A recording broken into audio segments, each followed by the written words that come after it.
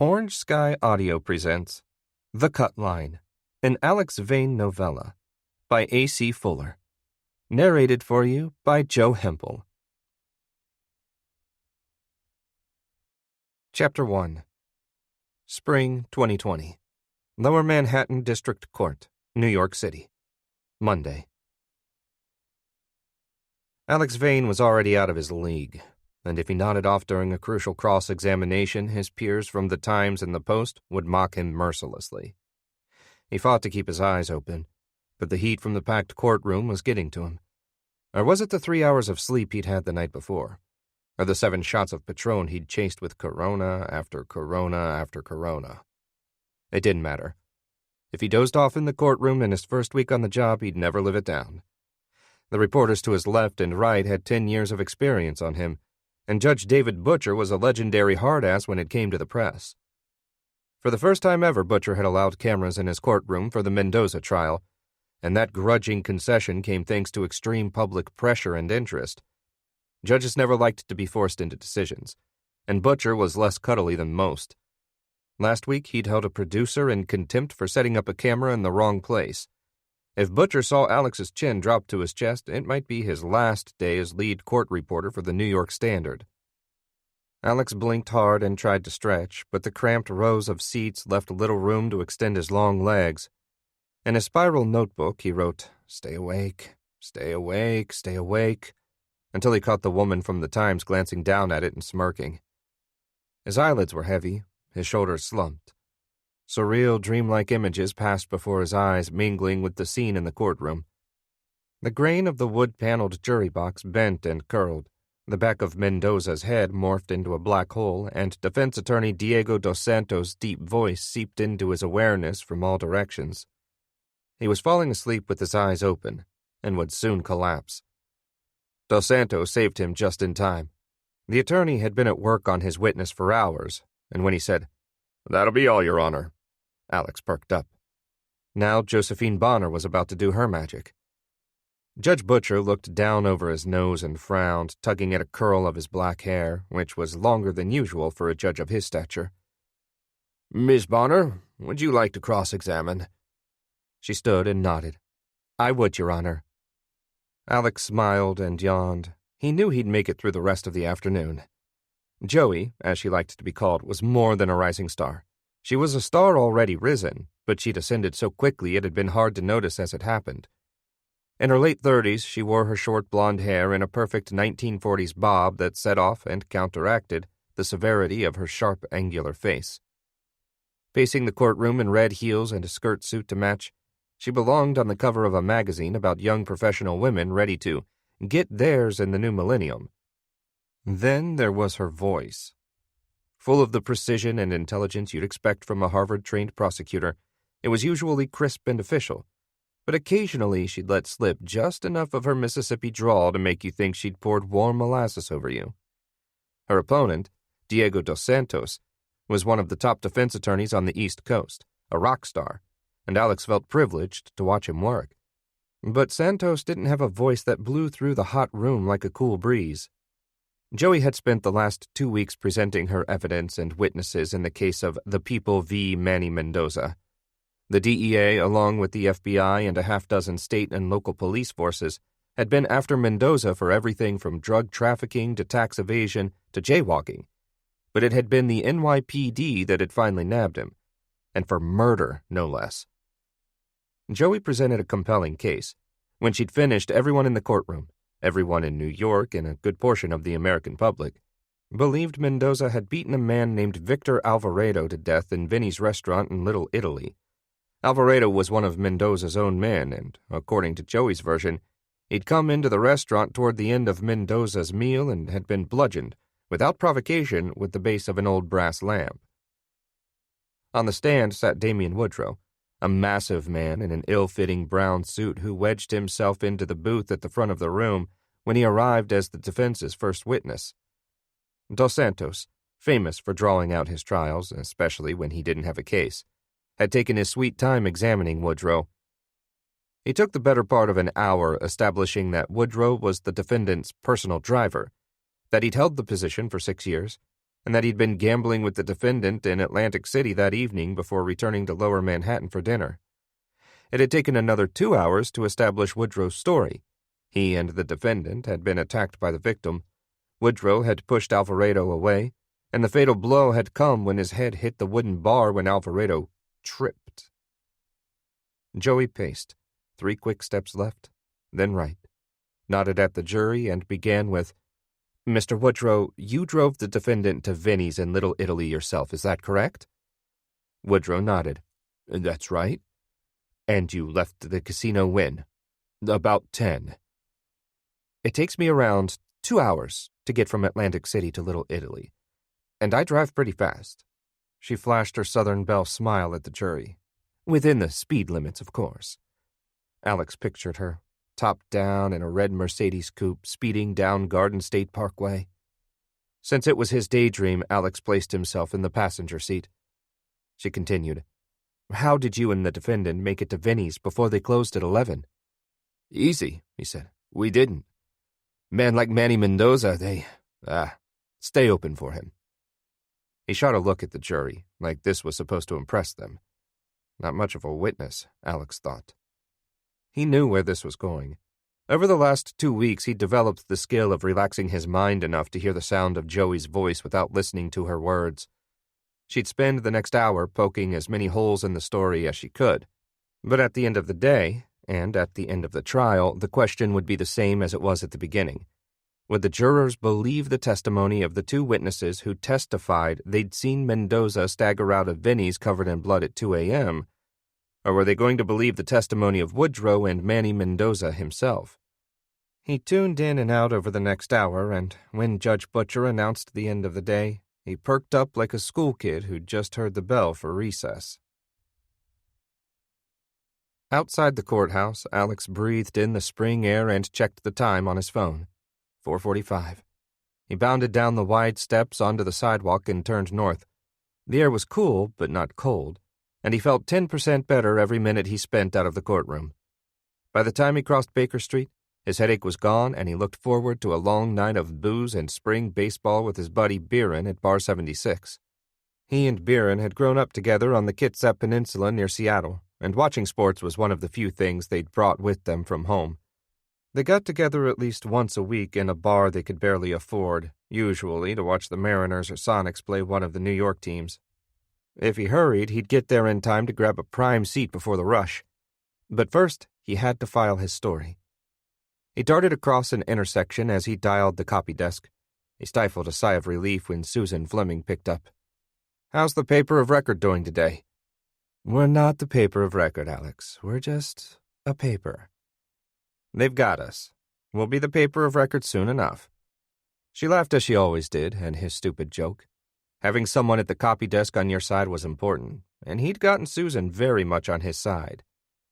"Look," Alex said, "I won't be able to make it into the office for my piece on Mendoza. Any chance I can dictate it? You know me better than I know yourself." I was going to say know myself, but yeah. "Okay, pretty boy.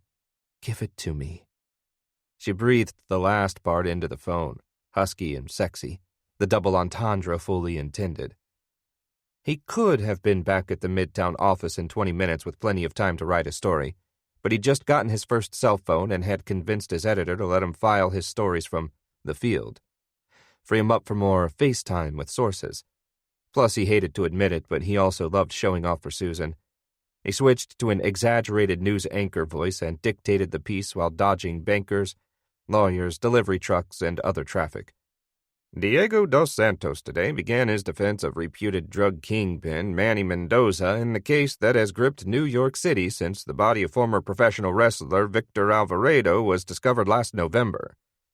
He paused to dodge a taxi that ran a red light as he crossed Varick Street. "Got that?" "Got it. And you swear you weren't using notes?" Alex smiled. "I told you, it's just something I can do." "I'll give you something you can do." "Darum ching." "Got that right." "Okay, ready?" "Ready." The defense called 3 witnesses, including 2 restaurant employees and Mendoza's longtime driver and assistant, Damian Woodrow, to refute prosecution claims that the defendant attacked the victim. According to Woodrow, Alvarado assaulted waitress Brittany Dearborn and had tried to assault Mr. Mendoza himself when he was pushed by Woodrow. Alvarado then struck his head on the bar, according to Woodrow's testimony. Alex got to Bar 76 and stopped out front. A new bar in an old bank building, it was one of the hippest in the city. He said, "Do you have B-matter you can drop in?" "I could dig it up, but I'm not your secretary, Alex. Write your own damn backstory." Alex put on a little kid's voice. "But I thought you loved me." She replied with a drill sergeant tone. "You'll dictate your own background and you'll like it." "Fine. Ready?" She switched to a huskier action hero voice. "I was born ready." On the night in question, November 23rd, 1999, Mendoza had been gambling in a private room at the Royal Casino in Atlantic City until around 10 p.m. He'd been driven back into Lower Manhattan via the Holland Tunnel and had eaten a late meal at Vinny's restaurant, where he ate every Friday night. Alex stopped. "Done?" Susan asked. "What about the Alvarado bio? Don't you usually include that?" He opened his mouth, but nothing came out. Joey Bonner stepped out of a taxi not more than 20 feet from him, trailed by 3 other members of the prosecution team. She carried a leather briefcase and slipped on a pair of sleek black sunglasses as the sun hit her face. When she leaned in through the window to pay the driver, Alex took in every inch of her. Except on TV, he'd never seen her outside of the courtroom where the staged, professional vibe made her entirely unapproachable. Here, standing on the sidewalk, she seemed even more out of his league than she did in court. It was like seeing a movie star in real life. "Alex? Hello, Alex?" Susan's voice brought him back to reality. Sorry, I just... Alex? Yes, sorry, that's it. If you don't mind, can you just clean it up a smidge? Double-check it? I'll be in the office in the morning. He hung up without waiting for Susan's response. His face froze. His chest tightened. Joey was pulling off her shades and walking right toward him. Chapter 2. In the time it took for her to reach him, Alex regained his composure. Enough, at least, to fake it. At 26 and 6'2", he looked like the oldest Backstreet Boy, but with a more athletic build. He wore the typical journalist uniform. Nice jeans, button-down shirt, a sports coat, no tie, never a tie. While his colleagues wore browns, blues, and off-whites, Alex stuck to light gray jeans with a black button-down and a dark gray jacket. He'd chosen the outfit because, while it was passable in court, he could hit the town afterwards without a wardrobe change. He made his living talking his way into rooms he shouldn't be in and digging up information he shouldn't have, so he was better at feigning confidence than most people are at anything. Joey paused a yard ahead and eyed him with a look he couldn't read. But before she spoke, Alex said, "Prosecutor Bonner, welcome to Bar 76. Would you like to conduct our extensive on-the-record interview here on the sidewalk, or can I get you a dirty martini inside?" She smiled. "That's my drink. You do your research, journalist Vane." Alex kept an internal tally of trivial facts that might someday prove useful, including the favorite drinks of the 10 people around the courthouse he'd most like to have a drink with. Joey made number 3 on the list. She was probably the 8th most useful source, but, well, she made it to number 3 on style alone. "Call me Alex." He extended an arm. "Shall we?" She stepped back and gave him a look. "You really are as full of yourself as people say, aren't you?" His smile was shameless but genuine. "I am. You'd be surprised how often that works. I once got a Bronx precinct captain to air the borough's dirty laundry by showing up at his kid's birthday party at the zoo. Poor guy was so bored hanging around a bunch of 7-year-olds, he fed me on-the-record quotes for an hour. Didn't he get fired for that? Demoted, technically, but yeah. So I should watch myself with you, shouldn't I? He leaned in and smiled wider. You should watch yourself with any reporter. But you're not just any reporter, from what I hear. She glanced back toward the street. The man and 2 women she'd brought with her were standing on the curb talking on cell phones. She waved them over. How about this? She turned back to him. You sit with me and my team for A bit. She hooked a drawl into that last word and smiled. And I'll buy you the drink. We only have a half hour or so, a real working dinner. You may have heard, we're in the midst of a murder trial. I heard something about that. According to the New York Standard, he cleared his throat and used his breaking news voice. The prosecution made a compelling case, but defense attorney Diego dos Santos is expected to mount a strong defense as well. Is that what they wrote? I don't read the Standard. Alex stepped back and clutched his chest. Ouch! Her colleagues appeared at Joey's side from nowhere. The male among them eyed Alex suspiciously. I'll grab a table. Alex swung open the steel door. Bar 76 was one of the swankiest bars in Lower Manhattan. High ceilings, plush chairs, big TVs, and the longest copper bar in the city pulled the whole look together. It also had a full menu of avant-garde sushi prepared by chefs in an elevated glass-encased sushi bar. He asked for a table on the second-floor balcony space, figuring Joey and the others would be more likely to feed him information if they were out of sight.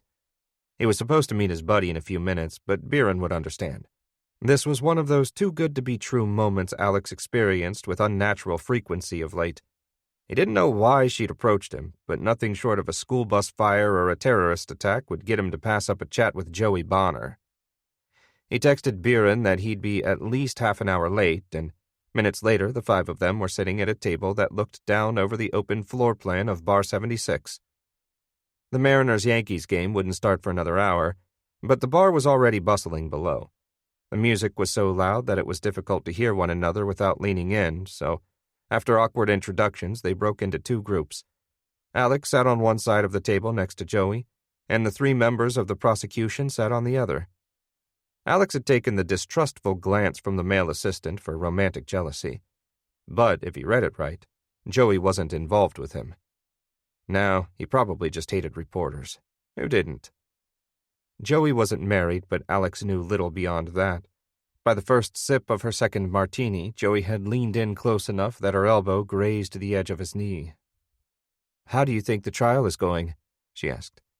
Good. He raised his hands as if surrendering. I don't have anything to compare it to, but... Congratulations, by the way. It's not every day you get your first big reporting gig. He tried to think of something humble to say, but he just smiled. As good as he was at feigning confidence, he was jittery as hell on the inside. Joey asked, What are you hearing about Dos Santos? I hear all sorts of things, about all sorts of things. Nothing interesting? He was used to this dance. He had 5 conversations a day that were somewhere between flirtation and information swapping, but he'd rarely done the dance with anyone as alluring as Joey Bonner. Ms. Bonner, is there any chance you're flirting with me to get information to aid the prosecution? She eased an olive off of its plastic toothpick between her front teeth and rolled it around with her tongue before biting. The coquettish drawl came back. I am, but no more than you're flirting with me in hopes I'll leak something you can run in the Standard tomorrow. That's where you're wrong, he said. I filed already. Already? I assumed you were going back to the office tonight. They let me file from the field. Her smile seemed one of genuine admiration. Aren't you the little golden boy? He just let it hang there. She swallowed the olive and leaned closer. So close, Alex smelled the salty brine on her breath. But seriously, why aren't you guys running anything on him? Dos Santos? Who else? We did. He tilted his head and smirked. Right. You don't read the Standard. The Standard had run pieces on Dos Santos over the last few weeks, including a 2,000-word feature Alex himself had written. But lawyers always tried to make their opposition look bad, so it came as no surprise that Joey would prod him. She said, You barely scratched the surface, though. I may be new, but I'm not that new. You've been trying to get him off the case since before the case even started. Don't tell me you're afraid of Diego Blanco. She smirked and turned to her colleagues. Guys, Alex wants to know if we're afraid of Dos Santos. One of the women had her phone pressed to her ear, the other didn't respond, and the man shrugged like he couldn't hear. Maybe you're not afraid, Alex said. But come on, you wouldn't have minded facing someone else. If you knew what we knew, let's just say... Never mind, I shouldn't. She stood abruptly and excused herself to use the restroom. Alex pulled out his phone and read a new text from Biren. I'm running late too. There in 20. Alex texted back. I'm at a table on the inside balcony with Joey Bonner. Can't decide what I love more, her smile or her information. Joey had reason to fear Dos Santos. After attending St. Thomas University School of Law, the lowest-ranked law school in the Miami area, Dos Santos got his start defending Cuban immigrants against DUIs, public drunkenness, and other minor crimes. In his early years, he earned a reputation as a fighter for the little guy, but things changed after he successfully defended a Florida Marlins outfielder against a cocaine arrest. Dos Santos used the case as a stepping stone to the big time. He made a career mainly by defending drug cases, usually with successful plea bargains, but occasionally with high-profile jury trials. The Miami papers dubbed him Diego Blanco, or Diego White, because of his expertise in defending people caught with Miami's drug of choice. In the mid-90s, he'd risen to national celebrity by defending a few major drug traffickers, then relocated to New York City in 1997. He was now thought of as one of the best defense attorneys in the 5 boroughs. When the facts were on his side, he had a knack for explaining them in a way that resonated with juries. Dos Santos had come from nothing and epitomized the American dream, a dream the jurors wanted to live as well. They admired and trusted him, despite the fact that he often defended people who'd already been found guilty in the court of public opinion. And when the facts weren't on his side, he was brilliant at drawing out a trial, obscuring, obfuscating, and running misdirections until the jurors were so confused they no longer cared if the defendant was guilty. He was hypnotic. Alex's phone buzzed with a text from Biren. Tell her you'll look into him if she gives you something on him, something real. Dos Santos also had a reputation for playing fast and loose with ethical and legal lines. Alex had written of Dos Santos's multiple run-ins with ethics tribunals for conflict of interest violations, but the defender had never done anything to earn more than a slap on the wrist. In one case, a conflict of interest had arisen after taking on a client, and his firm had failed to report it to the judge. In another, he'd defended 2 men in a rape trial, and after finding out one was the instigator of the attack, he'd thrown him under the bus while using the knowledge to land a sweet plea deal for the other. He'd also gotten romantically involved with at least one client and the mother of another. Nothing illegal about that, but it raised some eyebrows and won him the reputation as someone who operated by his own rules. Joey's efforts to get Dos Santos removed from the Mendoza case started before jury selection. Back in Miami, Dos Santos had once defended the victim, Victor Alvarado, in a domestic violence case. Representing the man accused of killing a former client was called successive representation, and it was rare. The main issue was whether the lawyer had learned anything while representing the victim that would hinder his ability to represent the new client. But since the case had been 7 years earlier, and a minor one, there wasn't enough evidence to determine a conflict. Joey had raised the issue with Judge Butcher in the pretrial phase, but Supreme Court precedent allowed judges wide discretion in conflict of interest cases. Since Mendoza had signed a form acknowledging and dismissing the potential conflict, Butcher had sided with Dos Santos and allowed him to lead the trial. When Joey returned, Alex had his question ready. Is there something you're trying to tell me, Prosecutor Bonner? She finished her martini with one long sip and waved the empty glass at a busboy. Just that I need another one of these. She strung out and swallowed the middle E and D's, her Mississippi drawl coming out. Southern gals can drink, you know. Alex's heart almost melted, but he tried to play it cool. You know, your accent comes out when you get tipsy. She leaned in again, closer this time. Alex, I'm telling you I can't say much more, but if you look into Dos Santos, you'll find out he's worse than the worst rumors you've heard, worse than anything you've reported yet. What if I asked him about you? You have a reputation as a pit bull. His mouth was only a few inches from her ear. I went to Mississippi State, sugar. I'm a bulldog. The male assistant, whose name Alex had already forgotten, slid his chair around and wedged it between them. Alex sat back and watched him whisper to her for a long time. Joey's smile turned to an expression of stoic seriousness, then to a frown. The assistant stood and said, "I'll get the check." "What is it?" Alex asked. "Nothing I can't handle. You'll find out tomorrow in court." "Nice talking with you, handsome." With that, she was up and gone, and Alex scanned the bar for Biren. Chapter 3. Tuesday. Alex learned what had pulled Joey out of the bar before court began the next morning. He'd met Biren downstairs at Bar 76, and they'd spent a long night watching baseball, drinking beer, and flirting poorly with young professional women. But he'd gotten to sleep at a reasonable hour, and as he made his way north up Lombard Street, he knew Biren would already be there, doing his walk around the perimeter of the courthouse. The morning was cool and muggy, but not the moss and cedar mugginess Alex and Biren had known back on Bainbridge Island. This air was stale. They'd played high school basketball against each other, Alex at forward and Biren at guard. Alex stood a couple inches taller, but Biren was the much better player, and had turned down an opportunity to play local college ball to come to NYU with Alex. He'd majored in criminal justice and gotten his first job as a security guard at the courthouse a little over a year ago. Now he was Alex's #1 source. In fact, he'd been partially responsible for Alex landing the job at the Standard.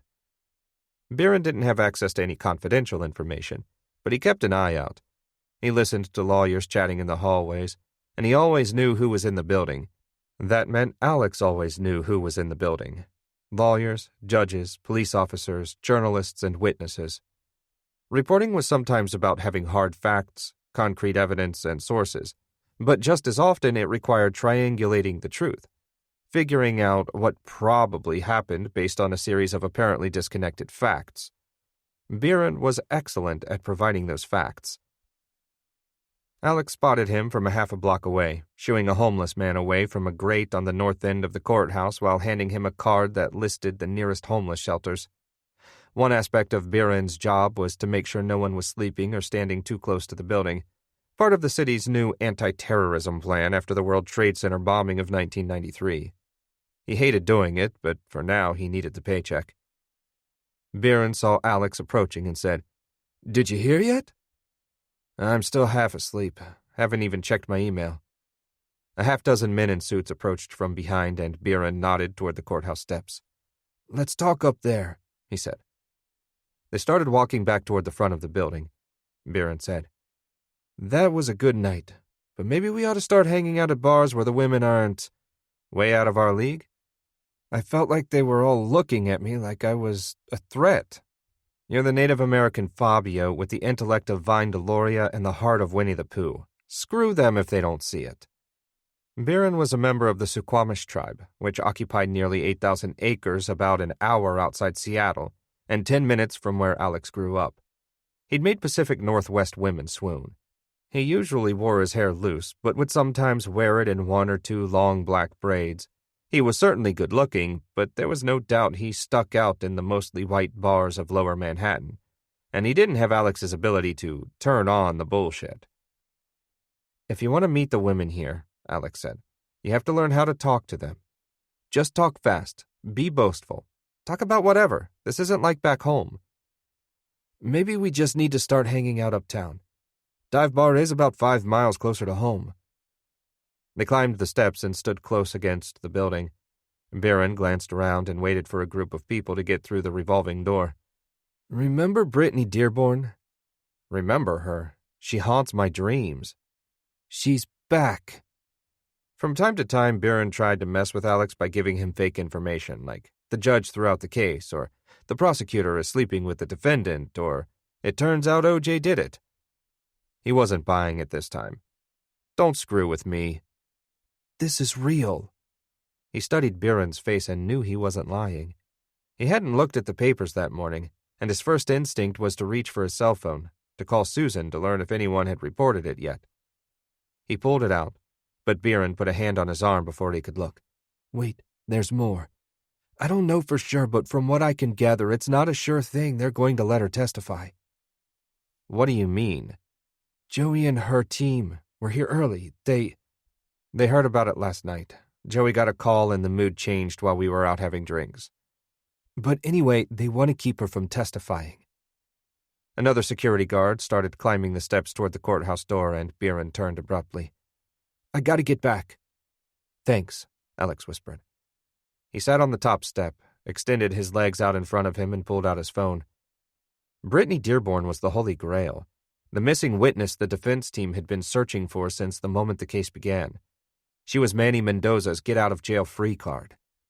The prosecution's case hinged on what took place inside Vinny's restaurant during a half-hour period, when only 7 people were present.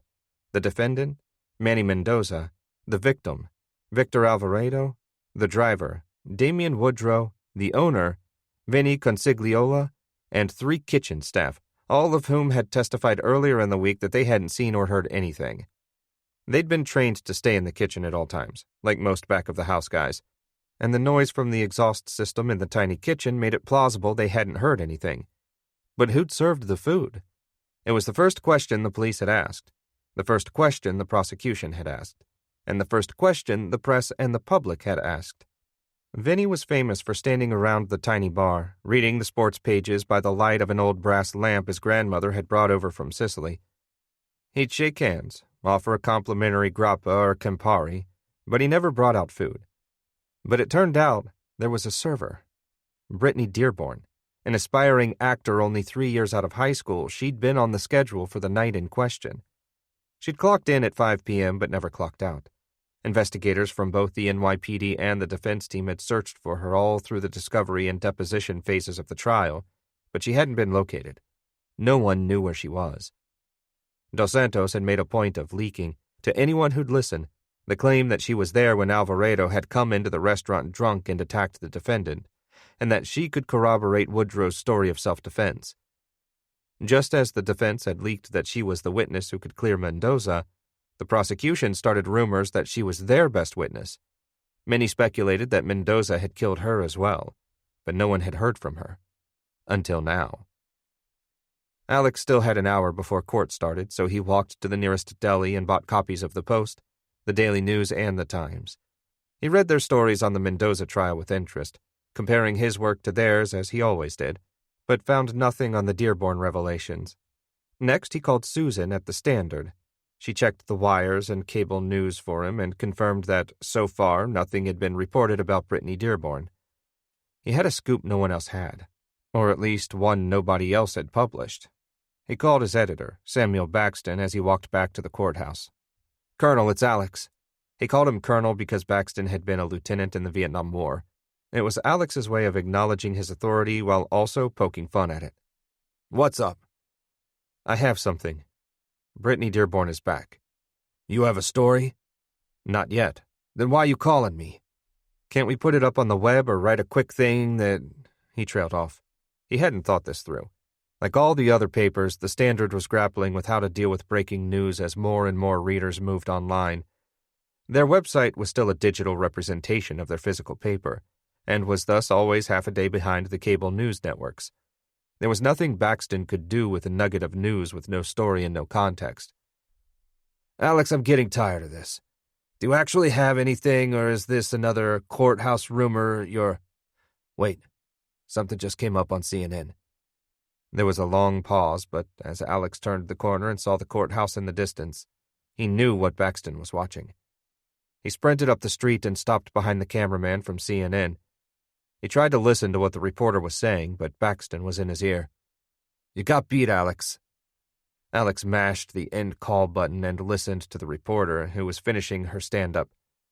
"It's unclear what effect the emergence of Ms. Dearborn will have on the trial of Manny Mendoza, but we'll be keeping a close eye on the story throughout the day and in the days to come. Back to you, Bob." A producer next to the cameraman said, "And we're out." Everyone around the CNN crew relaxed, and Alex bolted up the steps. He needed a good seat today. The courtroom was buzzing by the time Judge Butcher opened the session with a bang of the gavel at 8:30 sharp. Everyone was talking about Brittany Dearborn, and everyone had a theory. But, as far as Alex could tell, no one had any facts. He chatted with a friend from the Post who'd watched the complete CNN segment, and they hadn't reported anything Alex hadn't already gotten from Biren. All they knew, all anyone knew, was that she was back. Judge Butcher confronted the courtroom with his usual stone-faced boredom. Butcher had to know everyone in the room was waiting to hear whether Dearborn would be allowed to testify, but he wasn't letting on that anything was out of the ordinary, and the jury wasn't present, which meant only one thing. He was about to address the issue. Alex tried to catch Joey's eye a number of times, but she'd been huddled with her team until the moment Butcher took his seat. Now, she sat staring straight ahead as Butcher explained the motion, filed by the defense after court ended the previous day, to add Dearborn to the witness list. Apparently, members of the defense's legal team had located Ms. Dearborn over the weekend and spent the whole day Monday interviewing her. When Butcher finished his summary, he asked Joey if she had objections to the new witness. "I certainly do, Your Honor." Joey was in a bad spot. She had to argue that Dearborn shouldn't be allowed to testify because she hadn't been deposed. The problem was, Dearborn wasn't a surprise witness. She'd been on the defense's original list of witnesses. That she couldn't be located until now wasn't their fault. "We object to the inclusion of this witness on several grounds." Butcher raised his hand. "Please don't turn this into a con law seminar, Ms. Bonner. Just get to your best argument." Joey adjusted her skirt and cleared her throat. "Very well. In the case of Taylor v. Illinois, the Supreme Court clearly established that the rights of a defendant to offer witnesses in his own defense are not absolute." Dos Santos stood up, smirking. "Your Honor, please, in Taylor v. Illinois, the defense willfully obstructed the deposition of witnesses by leaving them off the initial witness list. Is Ms. Bonner implying some deception went on here?" Joey swallowed hard. Alex read her reaction. She was fuming, but she put on a brave face. "Not at all, but we feel strongly that introducing a new undeposed witness at this late time violates the state's right to full and complete discovery." Butcher ran a hand through his thick black hair. "Ms. Bonner, you know better than that. Taylor v. Illinois suggests that a trial court has to balance the defendant's interest in a robust defense with four interests of the state." Joey rarely let her emotions show in court, but this clearly flummoxed her. The creamy skin on her neck grew blotchy, then bright red. She'd opened herself up to this lecture, and now she'd have to listen to it. "First," Butcher continued, "there's the state's interest in efficient justice. Second, the state's interest in excluding evidence that lacks integrity. Third, the state's interest in a strong judicial authority with rules that are followed. And fourth, the prosecution's interest in avoiding prejudice due to a defendant's discovery violation." He paused. "I see nothing in the defense's request to add Ms. Dearborn as a witness that violates any of these interests." He glanced at Dos Santos. "I'll allow it." Joey said, "Your Honor, then the prosecution requests a continuance. We request time to depose and prepare a rebuttal to Ms. Dearborn's testimony." Joey was speaking with confidence now. She'd lost round 1, but she had a decent argument to win round 2. "We request a 1-week continuance." Dos Santos was out of his seat before she'd gotten halfway through her sentence. "The Sixth Amendment, Your Honor." "Yes," Butcher said. "I've heard of it." Dos Santos continued. "Your Honor, my client has the right to a speedy trial. The prosecution clearly wants to stall this as long as possible now that Ms. Dearborn has turned up and—" "Sir," Joey said, "we have no idea what she'll say, where she was, whether she was tampered with. As far as I know, the NYPD is still looking for her and—" "Tampered with? Your Honor, what is Ms. Bonner implying? I'm offended on behalf of my client and myself." "We've had no time with this and—" "Sit down," Butcher shouted. "Both of you." As they took their seats, Butcher stared down at the papers in front of him, twirling a loose curl behind his ear. "I'm going to bring out the jury in a moment, assuming Mr. Dos Santos is ready to call his next planned witness.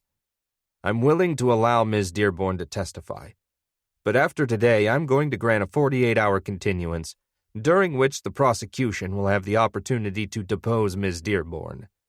He glared down at Diego Dos Santos.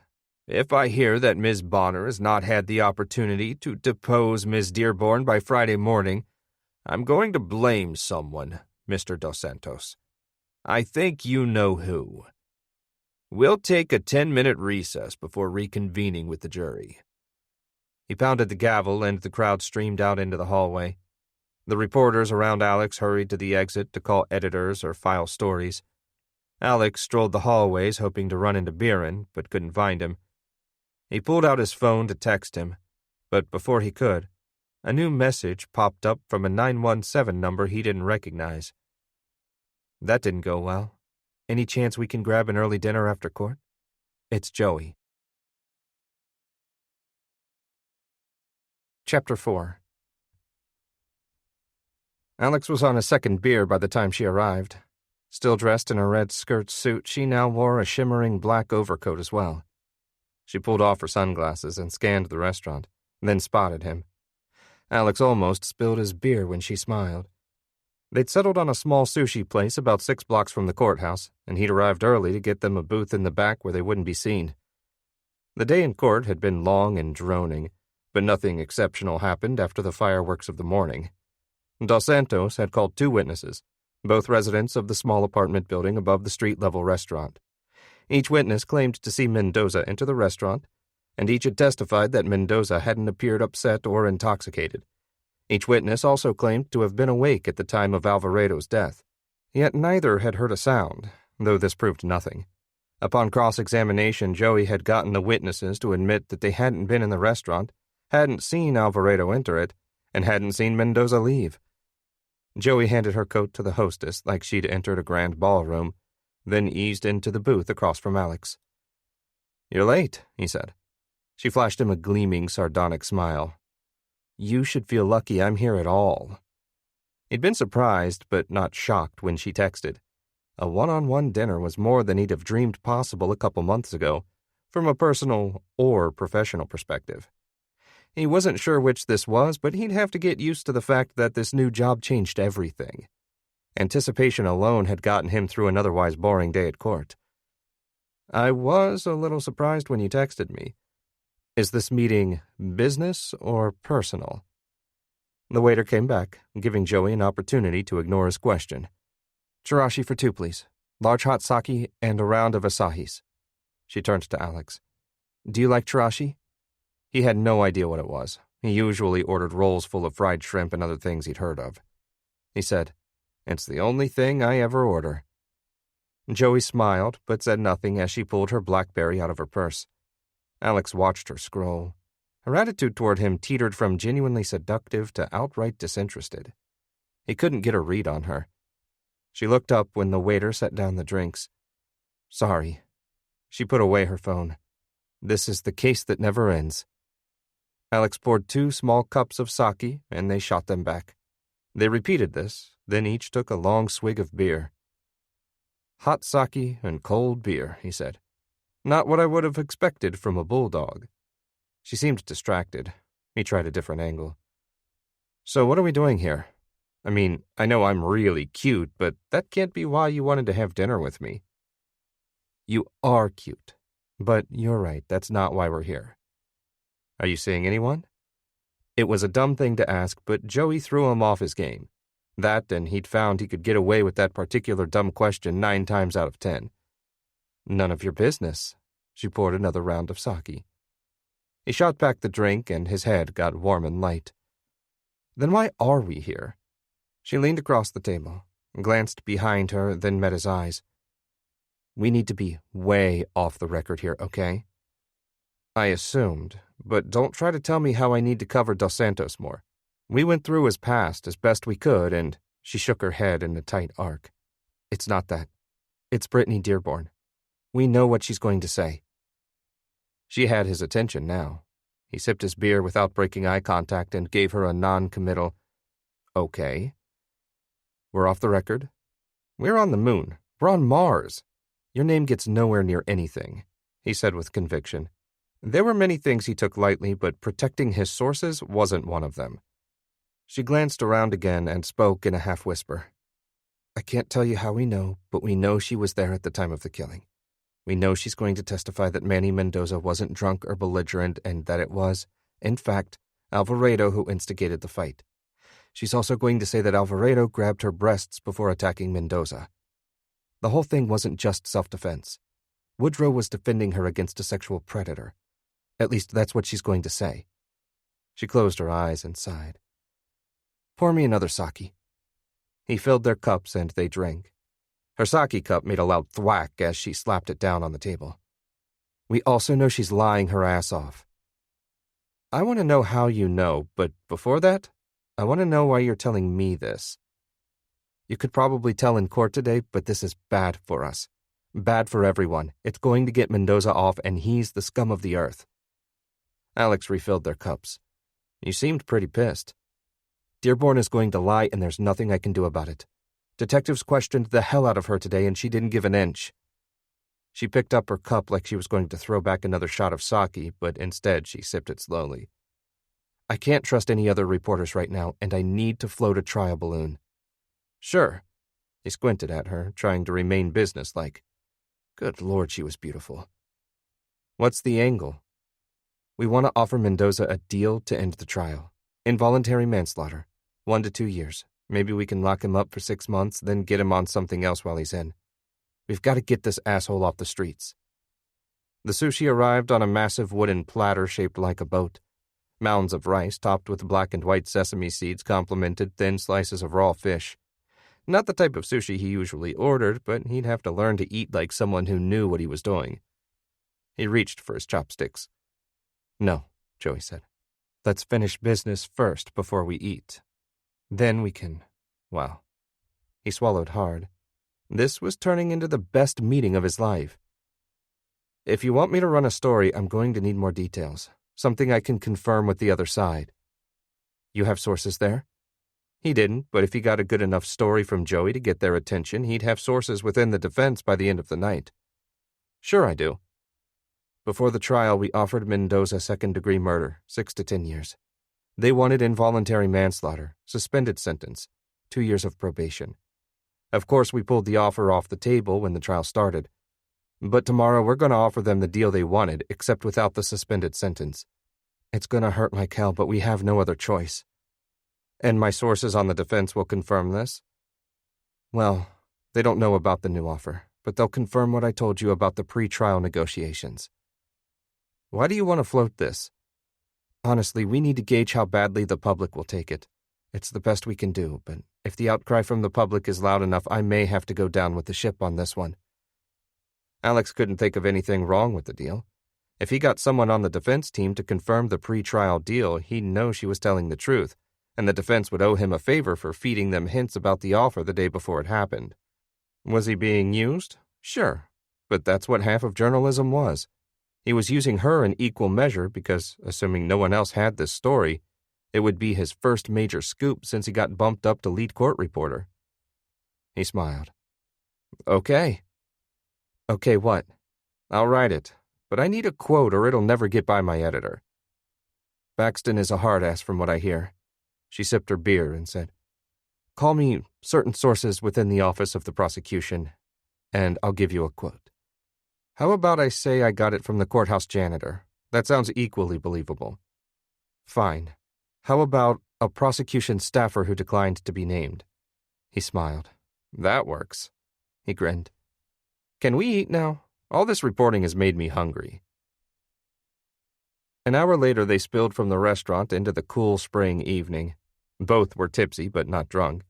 They'd slowed their drinking while eating, then finished off the meal with a green tea ice cream and 2 spoons. She slid on her coat and stepped to the curb, waving for a taxi. He watched her, not knowing whether he was supposed to follow. "I've got to write this story," he called. "I thought you were the golden boy who files from anywhere. Can't you write it in the taxi?" "Taxi? With you?" "Don't get any ideas. I was just going to show you my high school basketball photos."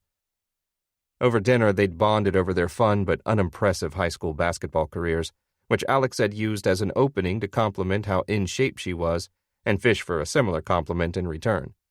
He hadn't gotten it, but he was becoming more and more sure she wasn't just using him to dangle her story in the public sphere. A taxi stopped in front of them, blocking traffic. Within seconds, cars were honking behind it. "Get in," she said, "before there's a riot." He slid in, and she followed. "Corner of Madison and 41st, she said to the driver, who slammed on the gas like he'd just been released from the starting gate. "Midtown, huh? Makes sense. You seem like a Midtown sort of woman." What's that supposed to mean?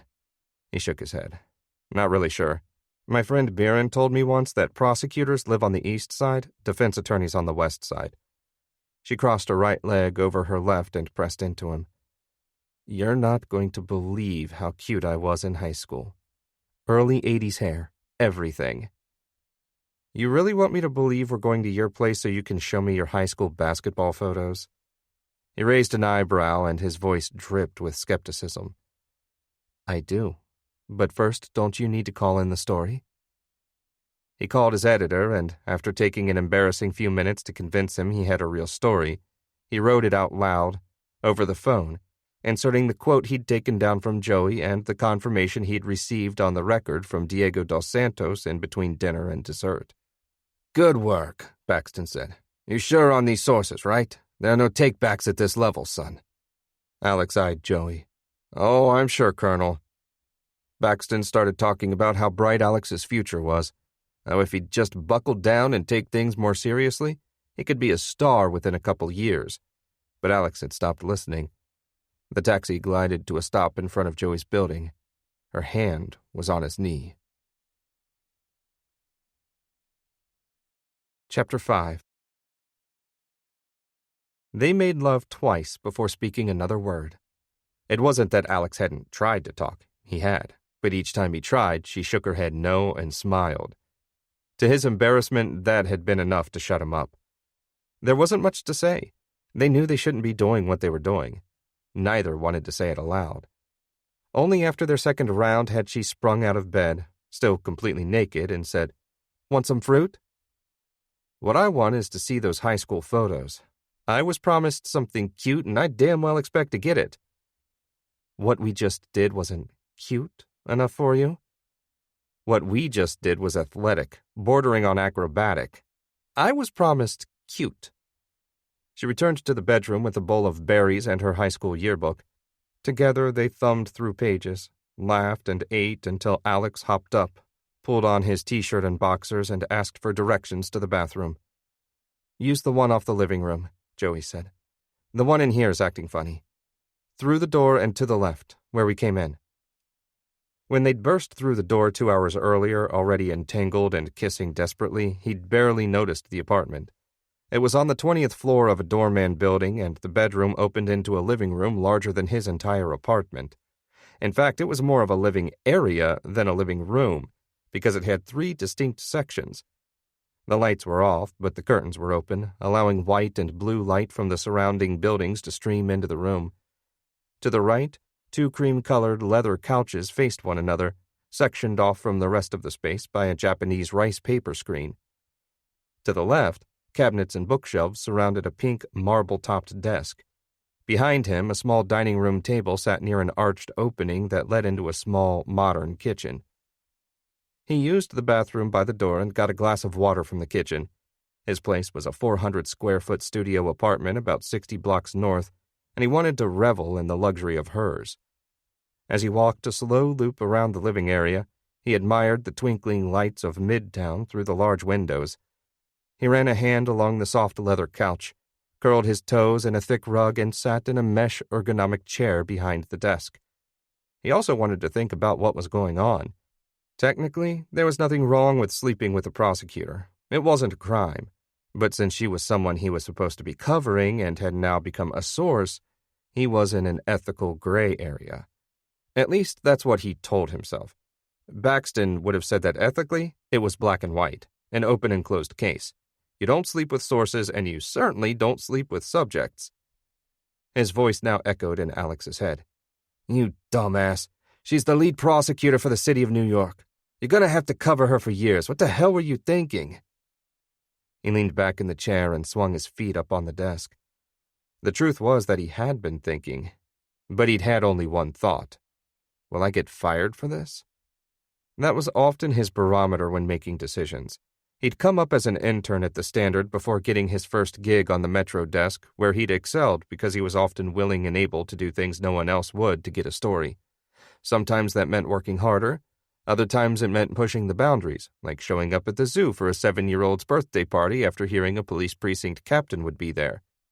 He'd always done it in service of getting the story. He didn't invent facts or stretch the truth. Those were lines he never crossed. But pushing boundaries, he was fine with that as long as he didn't get fired. The overhead lights came on and startled him. "Where'd you go?" Her voice came through the room as his eyes adjusted. She'd neatened her hair and dressed in red silk pajamas that were too big for her. "Just enjoying your apartment. This place is spectacular. And so are you." She walked around the desk and wrapped her arms around his chest. "You were spectacular." He turned his head and kissed her as she flopped onto his lap. The office chair creaked and swiveled awkwardly. He grabbed the cold marble and rotated it back around to face the desk. "Is this your home office?" "This is where the magic happens. Many of New York City's worst have been put away through my efforts on this slab of marble." He scanned the desk, admiring it. His eyes stopped on a stack of photos on the top left corner. He hadn't noticed it with the lights off. "Is that Dos Santos?" he asked. Joey scooted herself up onto the desk and sat cross-legged, facing him. "That's just the opposition research we do." He reached across the desk and slid the stack of photos toward him. "Did you guys take these, or—" "Of course not. We don't stalk people. We contract an Oppo research firm, and they buy photos from freelance photographers. And these are from the opening of the Latino Heritage Museum a couple months ago. He dropped over $1 million for that place." Alex thumbed through the photos. "I never considered you guys would be doing Oppo research on a defense attorney." She frowned. "We usually don't, but this guy is so dirty, so unethical, and this case is so big that... But you told me not to talk to you about Dos Santos anymore." "You know, this desk is pretty big, and marble is sturdy, so..." He was tempted, but he turned back to the stack of photos. Dos Santos wore a shiny light gray suit, a blue shirt, a white tie, and a huge smile. Most of the pictures were taken just outside the museum, which was up in Washington Heights. There was a large white tent and a red carpet that ran to the street, and Dos Santos seemed to have had his picture taken with everyone in New York. In one, he was slapping Mayor Giuliani on the back. In another, he shook hands with Derek Jeter. In another, he was rubbing shoulders with Governor George Pataki. Then there were the women. Rosie Perez, Catherine Zeta-Jones, WNBA star Cheryl Swoops, and a few other models, TV personalities, and well-known lawyers. Then there was a woman he didn't recognize. He handed the photo to Joey. "Who's that?" "Maria Fernandez." He recognized the name but couldn't place it. In the photo, Dos Santos was looking at her and laughing, one hand around her waist. Fernandez was in her 40s and wore a tight silver dress, a black fur coat, and a lot of makeup. Isn't that Alvaredo's mother?" "You said not to talk to you about it." He thumbed through the rest of the pictures. At least 3 others showed Dos Santos with Fernandez. In one, they were inside the large entryway to the museum with a few others, holding flutes of champagne. In another, Fernandez stood just behind Dos Santos, a hand resting on his arm. In the last one, they were out front again, Fernandez pecking him on the cheek. Alex dropped the pictures on the desk and they splayed out like a deck of cards. "That museum opened 2 months ago, right? Is this what you were trying to tell me about?" "I'm not going to go there, Alex. Come on." His mind raced.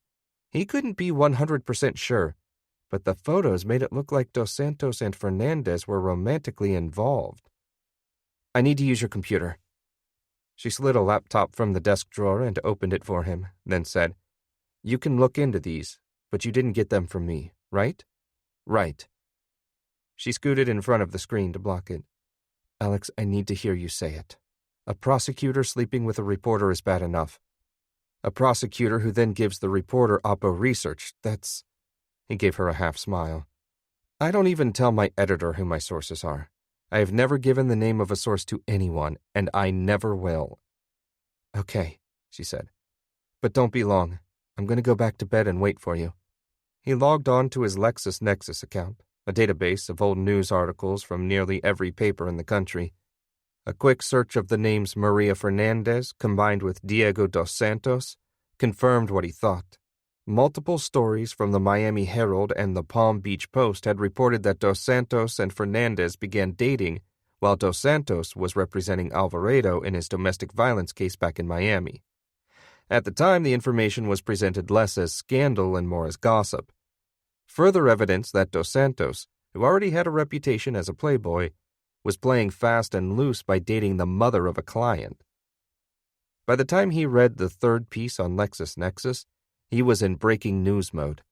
His chest was hot and his thoughts jumped from one connection to the next, turning the pieces he had into phrases, forming the phrases into paragraphs. It was what happened when he knew something no one else knew, or at least no one with the power or inclination to tell the world about it. He checked the time on the laptop. 10:10. Still time to get something in the morning paper, if he hurried. He grabbed his cell phone from the bedroom, told Joey he'd be a minute, and stepped out onto her small balcony. The night had grown chilly, and he was still in his boxers and t-shirt, but he shook it off and dialed the home phone of Baxton, who picked up after 5 long, slow rings. "Why in the name of Edward R. Murrow are you calling me?" Baxton growled. "I know you don't work this late. Hell, you barely work until 5. Alex explained the museum opening and the photos, then returned to the computer and read him snippets from a few of the older articles. If Dos Santos is dating Maria Fernandez, he concluded, or at least was dating her 2 months ago, that's a clear, blatant, and egregious conflict of interest. You can't date the mom of a murder victim while defending the alleged murderer. Baxton was quiet, then asked Alex to read over the Miami Herald article again. When he finished, Baxton said, "Does the article have art?" "Sure does. Fernandez and Dos Santos at a club opening, then at a Miami Heat game in another article. They're both younger, but you're sure the photos you have of them?" "I'm sure." The line was quiet again. Then Baxton said, "This is good, Alex. Very good. Bring the photos in tomorrow and we'll check them out. Call around and see if we can't break this thing." "Tomorrow? Why the wait?" "This is a big accusation. It's a trial buster, Alex. You know what that is? If it's true, it breaks this trial." "It's true," Alex said. "I'm staring at her lips on his cheek right now. From 2 months ago. After he started representing Mendoza. We already knew this guy was a sleazeball. Honestly, I'm ashamed I didn't catch this story earlier. And we'll talk about how you missed this tomorrow as well. But at least you have it now, and we will run it. Tomorrow. Good night, Alex." The line was dead. He paced the balcony, thinking. The feeling was getting to him, the warmth creeping up from his chest and filling his head, a blend of excitement and vanity that was too alluring to ignore. There was a chance, however slight, that Joey had left those pictures there intending him to find them. She certainly had the ability to use him, but he had the ability to use her as well. And even if she had only shown an interest in him to try to feed him the story, that didn't mean it wasn't true. Sources used reporters all the time, and vice versa. The popular trope of the lone journalist striving for truth was nice, but had little to do with reality, in his experience. Reality was messier. He shouldn't do what he was about to do. But when he asked himself whether it would get him fired, his internal answer was probably not. He hurried back into the bedroom and found Joey naked again, half under the blankets, scrolling through the BlackBerry she'd held between her breasts. "As much as I'd love to stay," he said, "I'm going to need to borrow those pictures and get out of here." The office of the New York Standard was just 6 blocks away on the 30th floor of the Standard Media Building. He ran the whole way, photos tucked under his shirt, and he was still out of breath when the elevator opened into the sprawling newsroom. Most of the staff had gone home, but copy editors, layout staff, and a few others were racing against the clock to get the paper finished by 11. Susan was in her usual spot, hunched over a mouse, staring at columns of copy. Alex came up behind her, and she nearly jumped out of her chair when he put his hand on her shoulder. She spun in her chair to face him. "What the hell are you doing here?" Susan was Alex's age and wore wide glasses and a severe expression. During the daytime, she was quick with a smile and quicker to start inappropriate sexual banter with him. But after 6 o'clock, she wore an expression that said, If you waste even a second of my time, I will kill you.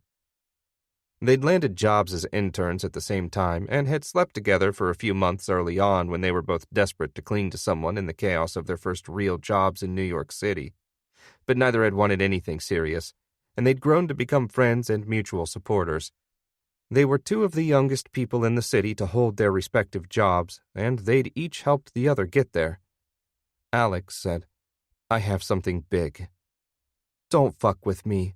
I have like 10 minutes to edit 40 inches of copy." He dropped the photos on her desk. She thumbed through them and swiveled her chair back around to face the monitors. So we're running a photo of Dos Santos, right? Next to my piece on the deal? Of course. We always run art with your stories because they're so damn short. Do me a favor. Run this one instead. He pulled out the photo of Fernandez pecking Dos Santos on the cheek. She studied the photo, then swiveled back around to study him. Why? It's a long story, and you're in a rush, but the short version is this is the mother of the victim in the Mendoza trial. It's a huge conflict of interest, and Baxton won't let you drop the story tonight? He shook his head. No harm in running the photo. Look, I beat the rest of the city on this story, and I want people to know it, damn it. I sit next to those bastards from the Times and Post all day. I want to be able to point to this photo and say, "Hey guys, look what I did." She smiled at him. That's really pathetic, but okay. What about the Cutline? What's a Cutline? Didn't you go to journalism school? I did, but I was too busy rocking stories to learn obscure terms from journalism history. The caption, the writing under the damn photo, jackass.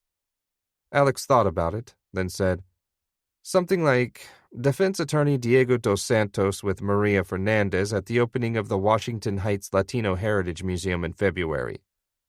How many words do I get? Susan was writing it down in a notebook on her lap. You've got another line. Add, Fernandez is the mother of Victor Alvarado, who was killed last year at Vinny's restaurant. According to reports, Dos Santos and Fernandez dated in Miami in the mid-90s. Susan stopped writing. That's too long. Plus, do you know the first thing they teach you about writing these things? Don't editorialize in a caption? It's called a cutline, but that's right. Don't editorialize in a cutline. This isn't editorializing. This is fact. But it has the effect of... It will. She frowned. You know what I mean. And you know I gotta get this past the layout editor.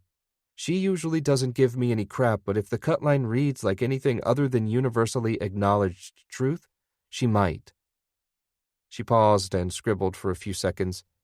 How about this for the second line? Fernandez is the mother of Victor Alvarado, the victim in the trial of Manny Mendoza. Fine, he said.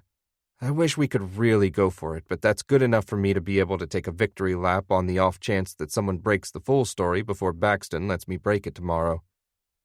Susan stopped writing and leapt up. Gotta get this to layout. When she was on the other side of the newsroom, she turned and began walking back toward him. He noticed and met her halfway. What? He asked. You are sure on this, right? She reached her hand to his chest and met his eyes. I mean, you're sure? There's nothing to worry about. Chapter 6. Alex's Apartment. Wednesday. Alex turned off his phone, closed the blinds, and slept soundly. Since Judge Butcher had issued a continuance, there'd be no court on Wednesday, and he'd be able to sleep in for the first time in a month. He'd thought of going back to Joey's after meeting with Susan at the Standard, but he wanted to spend the night in his own bed. She'd been half asleep when he called, and they agreed to check in the next day. Alex lived at the corner of 105th and Broadway, a no-man's land north of the Upper West Side and south of Columbia University. A king-sized Tempur-Pedic filled about 70% of the floor space, and he could almost reach into his kitchen, which was once a closet, from the edge of the bed. The apartment was cheap, small and close to the subways. He hoped he'd be able to upgrade soon. When he woke, it took him a second to remember where he was. He microwaved leftover coffee and sipped it while scrolling through emails on his laptop. So far, he hadn't gotten any response to his photo stunt. All he had from work was a reminder that he needed to be at the Standard at noon for a meeting.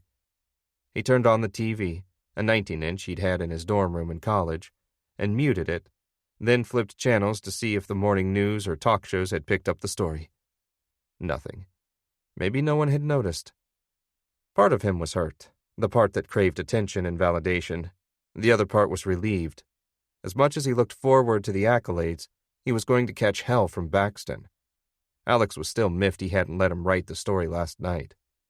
Some news stories broke soft, and some broke hard. When a story broke soft, the news trickled out over the course of the day. People began to talk about it at work, maybe on their lunch breaks. Stories that broke soft built momentum throughout the day. Then drive-time radio and afternoon news picked them up, and by the end of the night, Leno and Letterman were commenting on it. When a story broke hard, people were already talking about it before the morning papers hit the newsstand. Usually this happened because someone at the paper tipped the late news shows or the morning talk shows. But the story had to have enough news value pop to get producers interested before the actual story came out. He was worried the news about Dos Santos and Maria Fernandez would break with a whimper. When his phone rang, he hoped it was some sharp TV producer who'd read the piece, picked up on the significance of the Cutline, and desperately wanted Alex to appear on the news. But he recognized the number and answered full of fear because it was the Colonel. "Alex, you son of a bitch, what the hell were you thinking?" Baxton sounded 50% more pissed than Alex had expected. "Colonel, sir, I can explain." "Get down here, now." It wasn't a request. Alex hung up, pulled on his standard gray jeans and black button-down, and rode the subway downtown to the Standard Media Building. Baxton must have been fuming because he wasn't in his office when Alex stepped off the elevator. He was pacing the newsroom like a predator waiting for his prey. He caught Alex's eye from across the room and gestured toward his office. As Alex made the death march to the corner, he caught a couple sideways glances and concerned looks from colleagues that added to his trepidation. When he met with Baxton in his office, it was usually a relaxed affair. In fact, he generally felt he had the upper hand. Baxton was typically so busy adjusting his pencils or straightening papers that he didn't have much energy to push Alex hard. He and Alex both knew Alex was a gifted reporter, and Baxton had fallen into the role of corralling him when needed, but in general, he let him run loose. When Alex closed the door behind him, Baxton was still standing, eyes locked on him, but Alex was ready. "Before you say anything, Colonel, just let me tell you why I did it. You know why I hate people your age? You think you always get to explain yourself. If this were the Army, you'd be running laps. We'd be hazing and beating the shit out of you." He smiled. "I guess I'm glad this isn't the Army. Colonel, please, just let me explain." He took a seat and eyed Baxton's chair, coaxing him to sit as well. He did, giving Alex his opening. "First of all, I made Susan do it. This is 100% on me. Secondly, journalistically, it's the perfect crime. We can deny we editorialized if things go bad.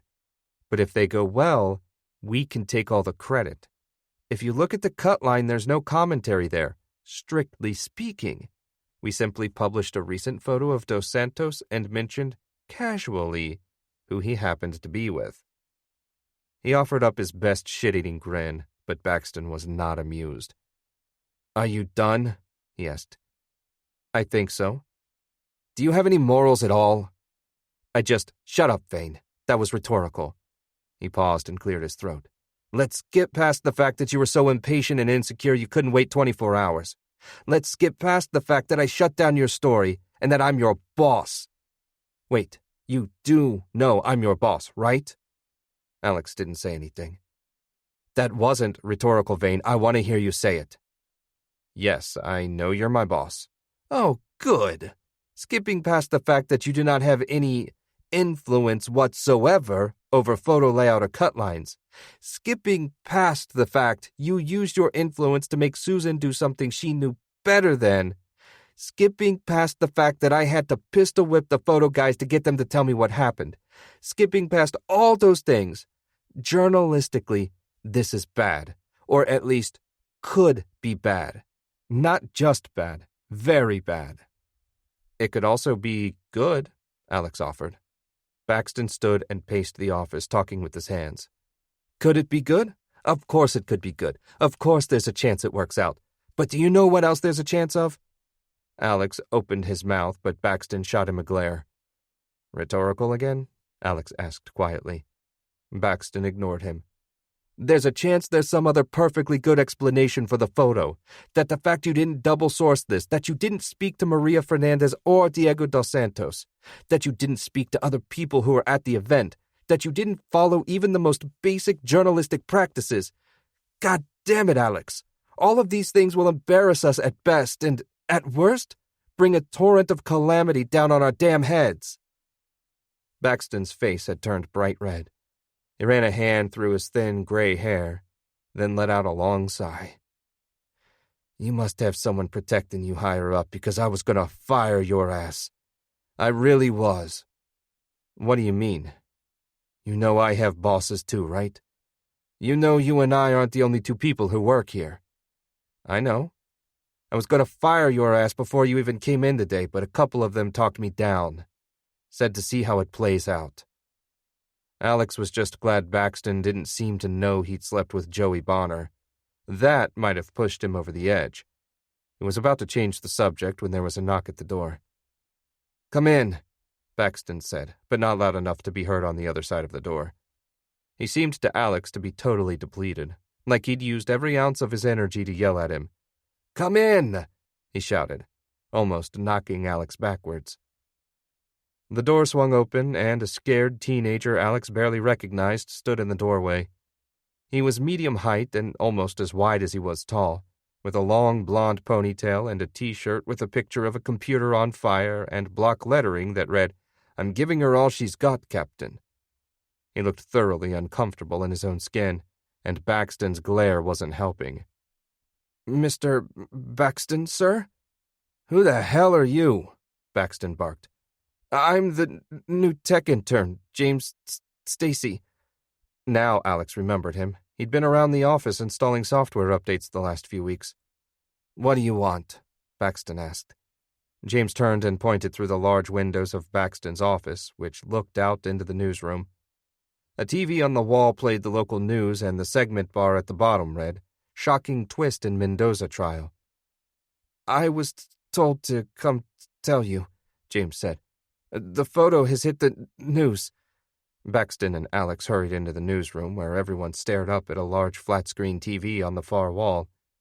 The anchor was just finishing up her background summary of the trial and its significance. Then a picture of the photo from The Standard popped up on the screen. This photo, printed this morning in the New York Standard, is causing quite a stir around the Lower Manhattan District Court. The photo claims to show the lead counsel for the defense, Diego dos Santos, with the mother of the alleged victim in the trial of Manny Mendoza. If true, legal experts say it's a clear conflict of interest that could upend the trial. For more, let's go to Chris McKenzie at the courthouse. Chris? The shot changed to the steps of the courthouse, where Chris McKenzie looked gravely into the camera. Alex knew Chris from the trial. He was about 15 years older than Alex, wore boring brown suits and placid smiles, worked 4 or 5 hours a day, made twice what Alex made, and would probably get a national TV job any minute. Alex envied the hell out of him. Thanks, Rachel, Chris began. You're exactly right. Sources around the courthouse say that both the defense and the prosecution are in turmoil this morning as news of the photo trickles out. We don't yet have independent verification of the photo, but it's already causing quite a stir. You'll recall, questions were raised before jury selection as to whether Mr. Dos Santos had any conflicts that would keep him from representing Mr. Mendoza. He paused for a half-second and held a finger to his ear. I'm being told now that Judge David Butcher is calling an emergency meeting of counsel on both sides of this sensational trial. We don't yet have word as to what the precise purpose of that meeting will be, or when it will take place, but we'll be following the details for you all morning. Rachel, back to you. Phones started ringing around the office. Alex's cell phone vibrated in his pocket, and everyone in the newsroom alternated between staring at the TV and staring at him, some with envy, some with admiration, and some with looks he couldn't read. He'd broken a few stories before, but nothing like this. He'd felt the rush of being first on something, but he'd never experienced anything like what he was feeling. It was like being wonderfully tipsy and stone-cold sober at the same time, like he was making love to the most amazing woman on earth and finding out that she had become unexpectedly pregnant with his child at the same moment. It was like no other feeling in the world. Baxton put a hand on his shoulder. Well, you're in it now. For better and worse, we're all in it now. Chapter 7. Alex basked in the glow as long as he could, but a few minutes later, Baxton pulled him back into the office. After 5 more minutes of lectures, his boss moved on to the next steps. Here's what's going to happen. First, you will not take calls on this story. You will not answer questions. You will, so help me, Mary and Jesus, not appear on TV. Got it? Alex nodded.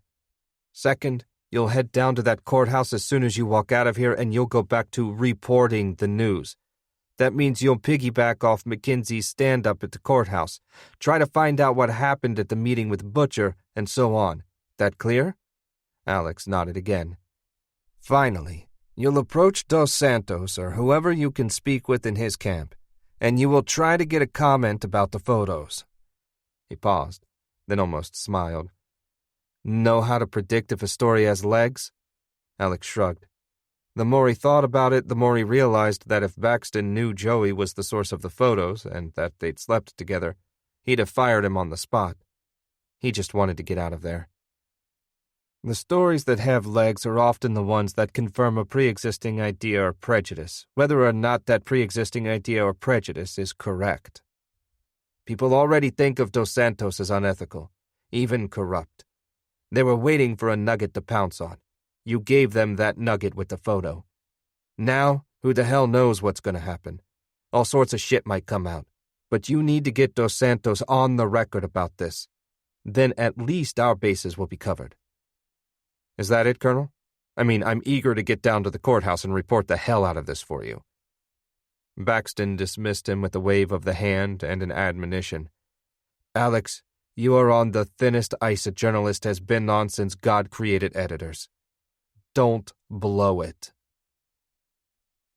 Alex called Joey from the taxi, but her phone went straight to voicemail. He figured she was in with the judge and Dos Santos, but as he bounded up the steps of the courthouse, he realized he was wrong. The meeting was already over. To his left, Joey and her team were walking down the steps and waving for taxis, and a throng of reporters chased them. To his right, 3 or 4 TV crews were set up, their cameras trained on the large revolving door that led into the courthouse. Alex stopped on the top step, torn between heading in to find Biren and heading back down to try to talk to Joey. That's when he saw Diego Dos Santos emerging from the courthouse and walking right toward him. Dos Santos smiled and nodded at the cameras, then stepped within a foot of Alex, who was frozen on the top step. Dos Santos leaned in, still smiling. Get your ass to Fing's Dim Sum on Chambers Street in the next 10 minutes. Come alone, or I will ruin you. He stepped back and patted Alex on the back like they were old friends, then turned and smiled at the cameras, which had all turned to capture the pair. He said, And keep smiling, Alex. The cameras are rolling. Fang's was a famous hole-in-the-wall dim sum place in Tribeca that had been there since before Tribeca was cool. Alex had heard reporters and lawyers talk about it as a great spot for an early dinner, but no one ever took the time to go that far north for lunch on a workday. It took Alex a little over 10 minutes, but he arrived before Dos Santos and sat at a cracked linoleum table in a dark corner in the back. At a large round table next to him, 2 middle-aged women picked the stems off green beans while 3 others rolled dumplings. It was only 11 and the lunch rush hadn't arrived. He was hungry, and he figured if he was about to get reamed by one of the top defense attorneys in New York, he may as well do it on a full stomach. A man wearing an apron emerged from the back, and Alex ordered a plate of Fang's famous crab and pork dumplings and a black coffee. When Dos Santos came in, he looked around the restaurant, and as soon as he saw Alex, marched up and slid into the booth, facing away from the entrance. You son of a bitch. Alex reached out his hand. Alex Vane, New York Standard. I'm here on company time, and I should tell you that anything we talk about will be on the record. Why did you set me up? I just thought I should tell you. Screw you. Alex leaned back and wrapped his interlaced hands behind his head. You're the one who asked me to lunch. Was it just to berate me? The dumplings arrived, and Alex scooted them to the center of the table. Wow, they're fast here. Help yourself. They're supposed to be the best in the city. Dos Santos said nothing. Is this about the photo? I mean, you didn't just want to have dumplings with me, did you? Dos Santos took a sip of Alex's coffee and slid it back across the table. Like I said, help yourself. What makes you think I had anything to do with that photo coming out in the first place? You must know reporters don't choose art or write headlines or captions. You really have no idea how bad a day you're having, do you? Alex dipped a dumpling in sauce. I'm not the one who just got outed with a conflict of interest that'll ruin my biggest case. Hell, maybe my career. I never set out to ruin anyone. But come on, his mother? He popped the dumpling in his mouth. How do you think I found out you were behind the photo? It was a good question, and it made him a little uneasy. Someone at the paper? They were pretty quick to throw you under the bus, Alex. I call to yell at editors at least once a week, and they usually stand tall for their reporters. In your case, the lawyer narrowed his eyes and studied Alex. Dos Santos looked older up close. He was in his mid-50s, but looked 40-ish in court and on TV. There were lines under his eyes and bronze-colored makeup that attempted to fill them. Effort had been taken to comb his thinning black hair over his bald spot. For a moment, Alex felt like his relative youth was some sort of shield. After a long minute, Dos Santos said, You really don't know. What? Alex reached across the table and carefully lifted a dumpling off the platter. Dos Santos was smiling now, and a lump formed in Alex's chest. Dos Santos continued, I came down here thinking you were in on it, that you set me up. But you really have no idea what's going on, do you? Under normal circumstances, he would have feigned confidence, but Dos Santos wasn't bluffing. He bit the edge of the dumpling nervously, breaking the seam. A ball of pork and crab fell out and bounced off the table onto Alex's lap. Dos Santos chuckled. You got played, Alex. Alex wiped at the grease stain on his jeans casually, his head spinning. The picture you published is fake. It was staged. When I came down here, I figured you'd been in on it. But you're as innocent as I am. Now I need to know who leaked the photo to you. Someone is trying to screw with me, and if it was Bonner, well... Alex straightened his back and tried to muster some confidence. You know I won't tell you who my source was. Dos Santos laughed and ripped the paper wrapping off a pair of chopsticks, then popped a whole dumpling in his mouth. The key is to eat them whole, he said. They make them small here so you don't have to nibble. You're bullshitting. You're just trying to... Nope. You got played. You're lying, Alex said. But he barely believed it. As bad as it was to have defied the colonel, as long as he was right, he could recover from it. If Dos Santos was telling the truth, Alex didn't finish the thought. Man, Dos Santos said, I almost feel bad for you. It's a pain in the ass for me, but Judge Butcher gave me a day to prove the photo was fake. He threatened to throw me off the case, sure, but he gave me a day, and I won't need half that. You? He scoffed and shook his head. Your career is over. Dos Santos took another sip of Alex's coffee and walked out. After paying, Alex stumbled out of the restaurant. The sun had crested over the tall buildings of Tribeca while they were inside, casting a sharp light that burned his eyes. He dialed Joey, but again it went straight to voicemail. He considered calling the colonel, but what good would that do? He'd just yell at him louder if Alex raised the possibility that the photos were staged. He'd called Biren as he walked toward the courthouse. Can you tell me anything about what's going on there? Hold on. Alex heard Biren walking, then the creak of a door. I only have a minute, and I don't know much. Judge Butcher met with both sides for half an hour.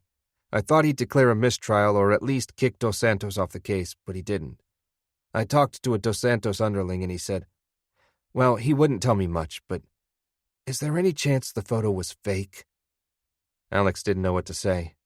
He couldn't see how it could be true, but if Dos Santos had convinced the judge to give him time to prove it was fake, he must have had something convincing. Any idea where Joey is? Josephine Bonner? Yeah. Wait, why'd you just call her Joey? Alex didn't say anything. You didn't. Please tell me you didn't, or please tell me you did. I don't know whether to pry for details or lecture the hell out of you. Can you just tell me where she is? Biren shook his head. No idea. She and her team shot out of here right after the meeting. Alex sat at a bus stop to consider his options. First, he needed to talk to Joey. She was the only person who could give him anything definitive about the photos, but she wasn't picking up the phone. Maybe because she was busy, but more likely, he feared, because she was shutting him out. Sources sometimes went eerily quiet after a story they'd leaked went public. There was no point in returning to the courthouse.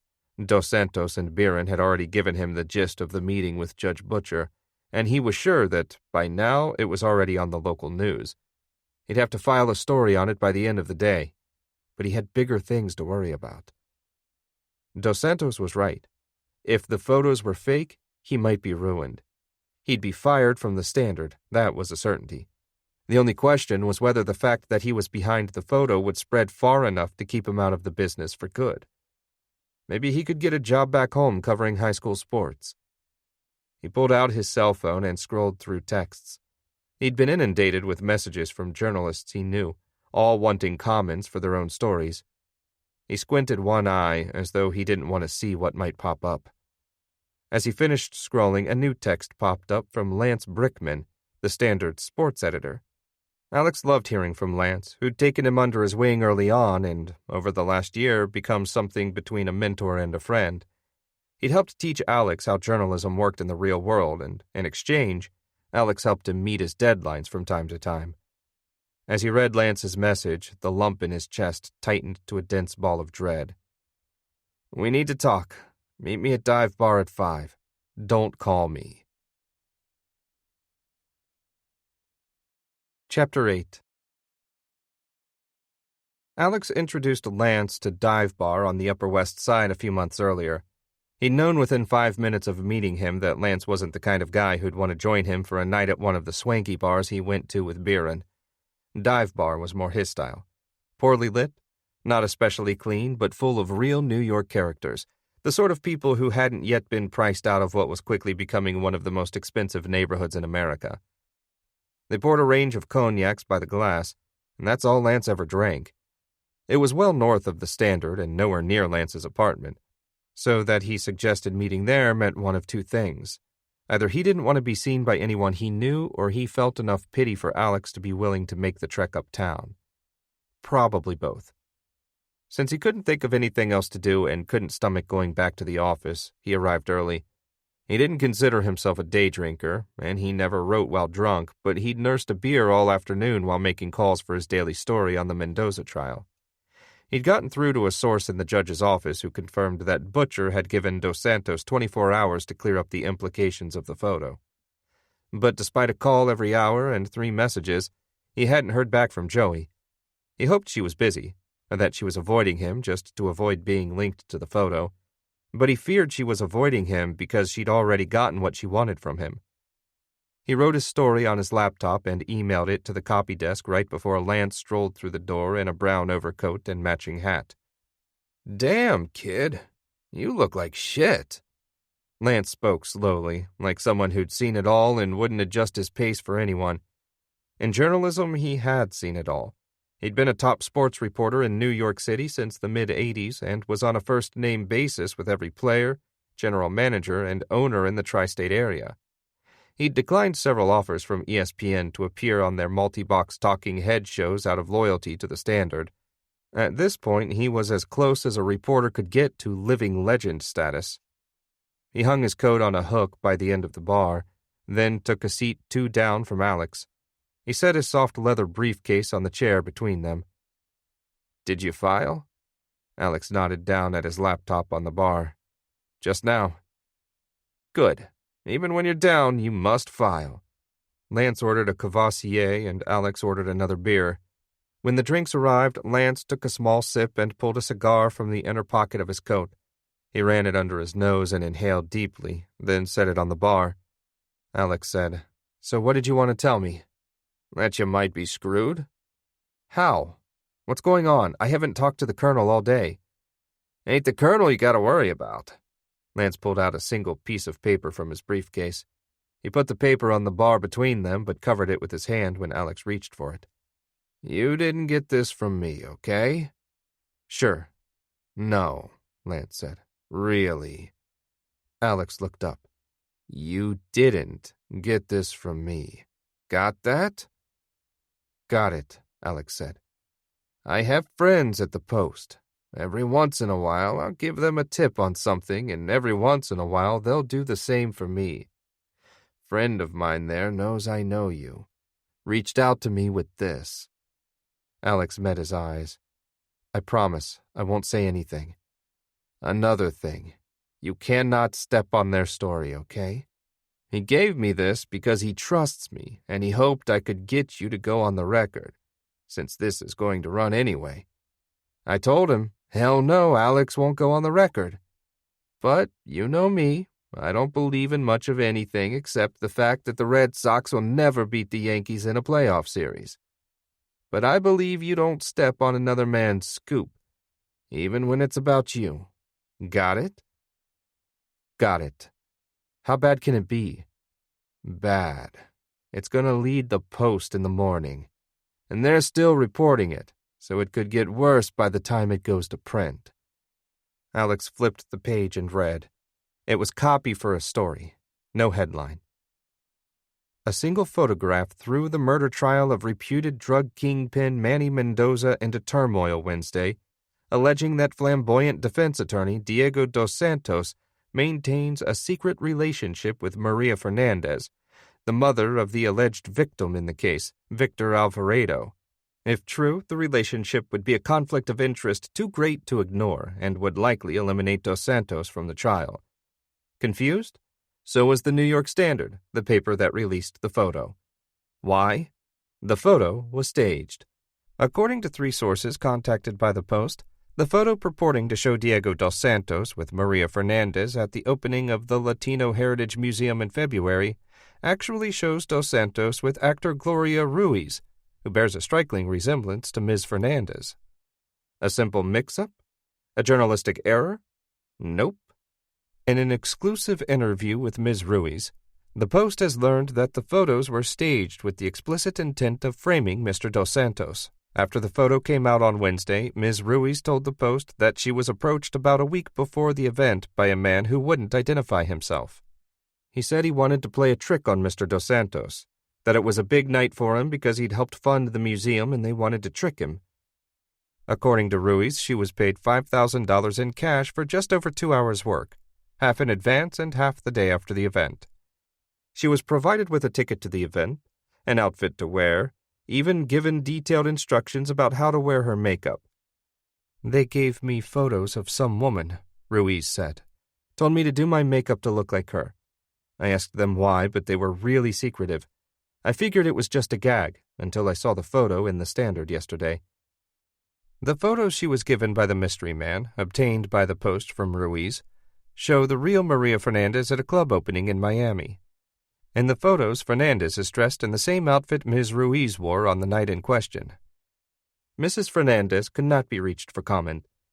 At the event, Ms. Ruiz got as close to Mr. dos Santos as possible and was photographed with him in a number of situations. "He was shaking hands with everybody, kissing every cheek," she said. "It was easy to get the pictures with him. He didn't have any idea what was going on."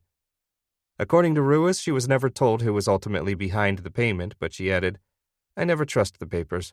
They got all sorts of hidden agendas, so it wouldn't surprise me if the Standard was out to get dos Santos." It's unclear at this time who was ultimately responsible for leaking the staged photo to the Standard. Although reporters generally do not have any say over the photos that run with their stories, sources inside the Standard say that court reporter Alex Vane may have been behind a late-night switch, possibly because of a long-standing grudge against dos Santos. When Alex looked up, Lance was smiling.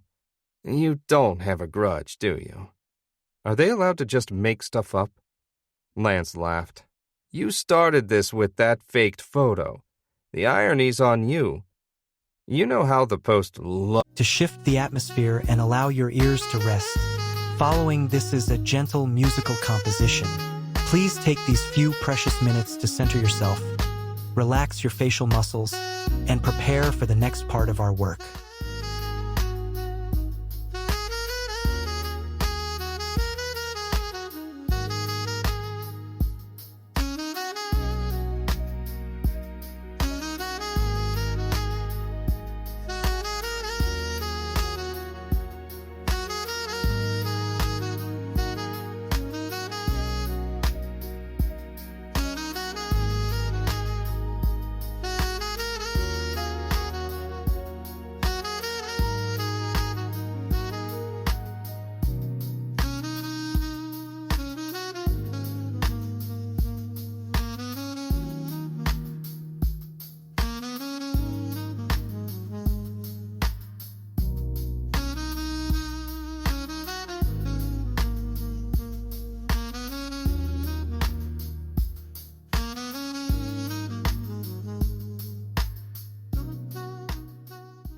Loves to stack puns on top of alliteration on top of cliches. I'm thinking, Vane vanishes from messed up Mendoza trial. Nah, that's no good. How about faked photo finishes full of himself reporter? The story was going to break hard. The public loves murder trials, and they also love media gossip. The story combined both. It was chocolate and peanut butter. If Lance already had it, others did too, and local TV would pick it up soon. The Post had probably paid Ruiz handsomely for the interview and had certainly made her sign an exclusivity deal that meant no other paper could talk to her for a period of time. They'd likely leak the story all over to push up sales of tomorrow's paper. Alex's face could be on court TV by the end of the night. He'd been ignoring calls from unknown numbers all afternoon, and now he knew why. He slid the paper back to Lance, who crumpled it and put it back in his briefcase. How bad can this get? Alex asked. You know the difference between negligence and actual malice? I remember something about Paul Newman sleeping with Sally Field in some movie about that sort of thing or something or other. Yeah, I think I missed that day in journalism school. When you get something wrong, if the person decides to sue you for libel, he has to either prove that you acted with negligence or that you acted with actual malice. Since Dos Santos is a public figure, the legal standard would be actual malice, and it means that in order for him to win a case against you, he'd need to prove that you knew the information was false before you published it. Which I didn't. Yeah. And it's even more complicated because proving you were behind the photo is tricky, since you're not the photo editor or the caption writer. But he could go after Susan, right? Technically, she wrote it even though it was my idea. He could, but it ain't likely. Colonel will run a retraction, and the Standard's legal team is already working on a formal letter of apology to Dos Santos for the mistake. He paused and sipped his cognac. But there's another issue. What? Butcher. Alex stared blankly for a moment before it hit him like a punch to the stomach. Contempt of court? Lance nodded, frowning. There's no guarantee, but I'd be surprised if you don't hear from him by tomorrow morning. Chapter 9. Thursday. Alex slept in short, restless bursts all night and finally gave up on sleep and rolled out of bed at 4 a.m., half exhausted, half wired. He'd listened to phone messages from 4 reporters and 2 local TV producers, some asking for a comment about the photo, some asking for a comment on the piece in the Post that everyone seemed to know about. He deleted them all. He dressed, then walked to the deli on the corner and bought a copy of every newspaper. The Times and the Daily News had run small stories on the photo and its effect on the trial, but neither had Gloria Ruiz as a source. The Post had expanded its story slightly, inserting the standard, Alex Vane could not be reached for comment, but they hadn't dug up any new information. In the end, they'd chosen a headline that emphasized the trial more than Alex's error. Caption: Catastrophe creates courthouse crisis. The subheader read, Actress paid $5,000 to frame Diego Blanco. They'd run the same photo he'd slipped into the Standard, but added a red arrow and a dialogue box that read, Not Maria Fernandez. He was relieved they hadn't focused on him, but realized it was only because he wasn't well known enough to merit a headline that focused on him. It was all about selling papers. Had Lance made the same mistake, he'd have been ridiculed for days because of the Standard's rivalry with the Post. Lucky for Alex, no one knew who he was. Online there were rumors and speculation, but nothing that expanded on the story. The only piece of note was on legalleaker.com. It confirmed his worst fears. Though it was unlikely Dos Santos could make much of a case for libel, Judge Butcher had a number of options. The blog laid out Butcher's combative history with the press and the multiple cases in which he'd threatened journalists and, in one case, imprisoned one for refusing to testify. After 2 cups of coffee, he tried to go back to bed so he wouldn't have to face the day, but he was too jittery to sleep. At 6:30 a.m., the call came from the judge's secretary. Butcher wanted to see him in his chambers at 8 a.m. sharp. A secretary showed Alex into Butcher's office, a wood-paneled room on the 2nd floor of the courthouse. He'd been there once for a brief meet and greet when he got assigned to the court for the Standard, but he wasn't sure Butcher even remembered him. The meeting had taken place with 4 other reporters, and Alex hadn't done more than shake Butcher's hand before being subjected to a lecture about journalistic ethics that ended with the admonition, Don't mess around with my jurors. Don't mess around with my lawyers, and do not mess around with the integrity of my trials. Butcher sat with his feet up on a large desk, staring down seriously at a stack of papers on his lap. He pulled off his glasses and set the papers down as Alex took the seat across from him. Alex had braced internally for the storm likely to rain down on him, so he was surprised when Butcher said, I've just spoken with your editor. He hadn't smiled, but he hadn't spat venom as expected either. Thank you. Good to hear. What did he say? Calm down, son. Alex was practically shaking. Ever since Lance had pointed out that Butcher might want to speak with him, his mind had been swimming with 3 words. Contempt of court.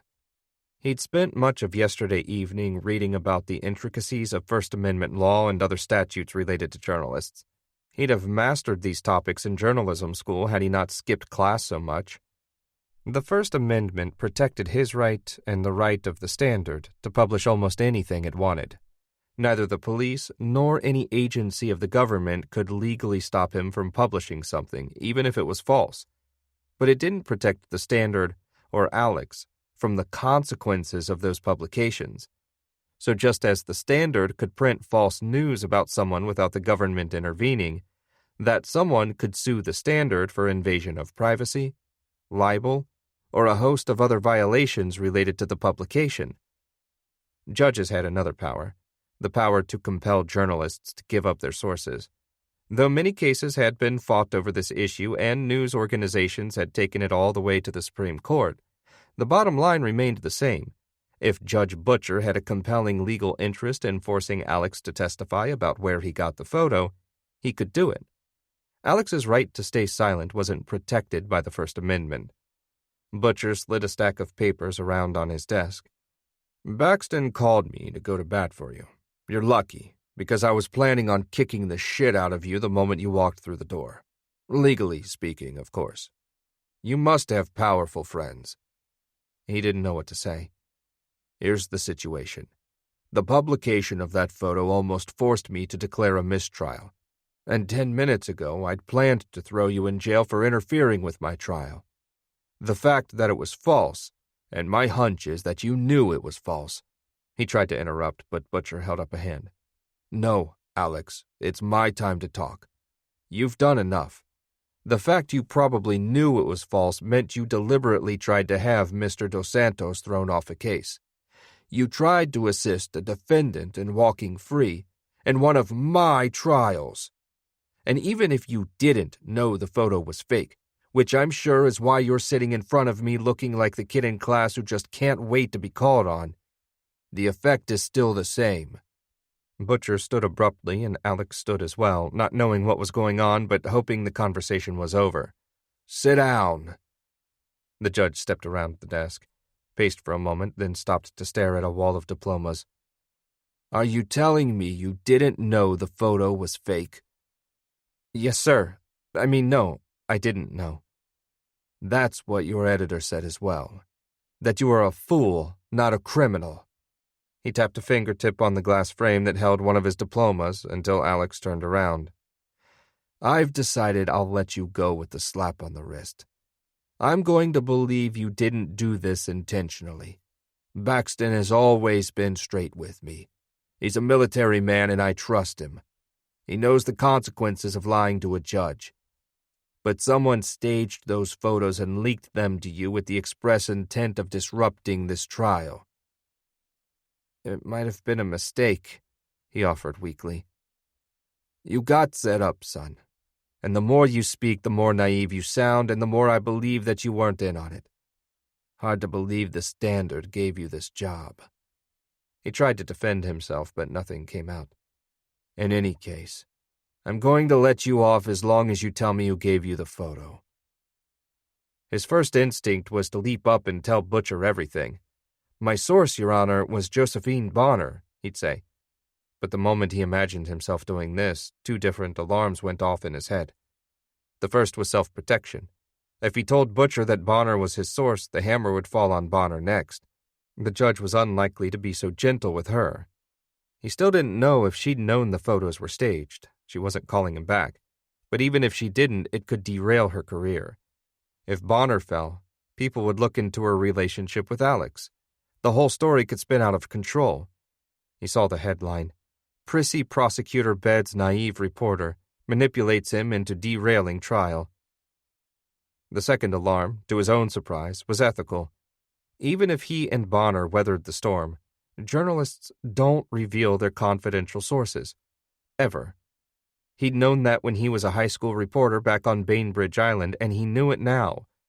Despite missing half the sessions of his journalism ethics class, and despite the fact that he was happy to bend the rules when necessary, he'd never revealed a source when pressured. Even if Joey set him up, he'd never cave. "Your Honor, first of all, let me say, I appreciate that you're trying to go easy on me." "I am going easy on you, trust me. And trust me when I tell you that you do not want me to bring you into court and force you to tell me while I have my robe on. I won't be able to be nearly as nice when the cameras are rolling." "And I appreciate that. I take full responsibility for the photo. I imagine Mr. Baxton took full responsibility as well because that's his way. He told me I had to wait, but I snuck in after hours and added it. It's all on me, and I expect to be fired in the next 24 hours. I had no idea the photo was staged, really. I would have nothing to gain and everything to lose from publishing a fake photo. I'm not yet sure if my source manipulated me or if my source was being manipulated by someone else Well, I'm not sure what happened." He paused, pissed at himself for what he was about to say. "But I can't tell you where I got the photo." "Let's not do this, Alex. You know how this ends. It ends with you in jail until you name the source." He did know that. Butcher continued. "You have a reputation, Alex. You're talented, smart, going places. As much of a bastard as Baxton is, even he recognizes it. You go down this path, you become the poster boy for a First Amendment fight that's already been lost. Judges win this one every time. Here's your best-case scenario. You spend a couple 100 days in jail. The Standard spends millions on your defense, which they might do on principle, but trust me, they don't want to. Ultimately, when you can no longer stand the food, you end up telling me the source's name anyway." He sat back in his chair and put his feet up on the desk. "You'd make a crappy First Amendment martyr, Alex. Play ball on this one. Live to fight another day." He stood. "Sir, I can't. I'm sorry, but I think you understand I can't do that." Butcher stared at Alex with a smirk. "You've got guts, and I respect that. But you're going to lose this one, Alex. We're still in our continuance period until tomorrow at 8 in the morning. I'll give you until then. When the trial reconvenes, we're going to address the issue of the photo before the jury comes in. You give me the name, you and I stay on good terms. You don't? Well, write your lawyer's phone number on your arm and bring a picture of your mother to court with you, because you won't be home for a while. Chapter 10. He thanked Butcher and assured him he'd strongly consider naming his source. He had no intention of outing a source, but he had 24 hours to figure something out. He took a lap around the courthouse, looking for Biren, but another security guard told him his friend was off that day. He called his cell, but there was no answer. He sat on the courthouse steps and tried Joey's cell phone twice.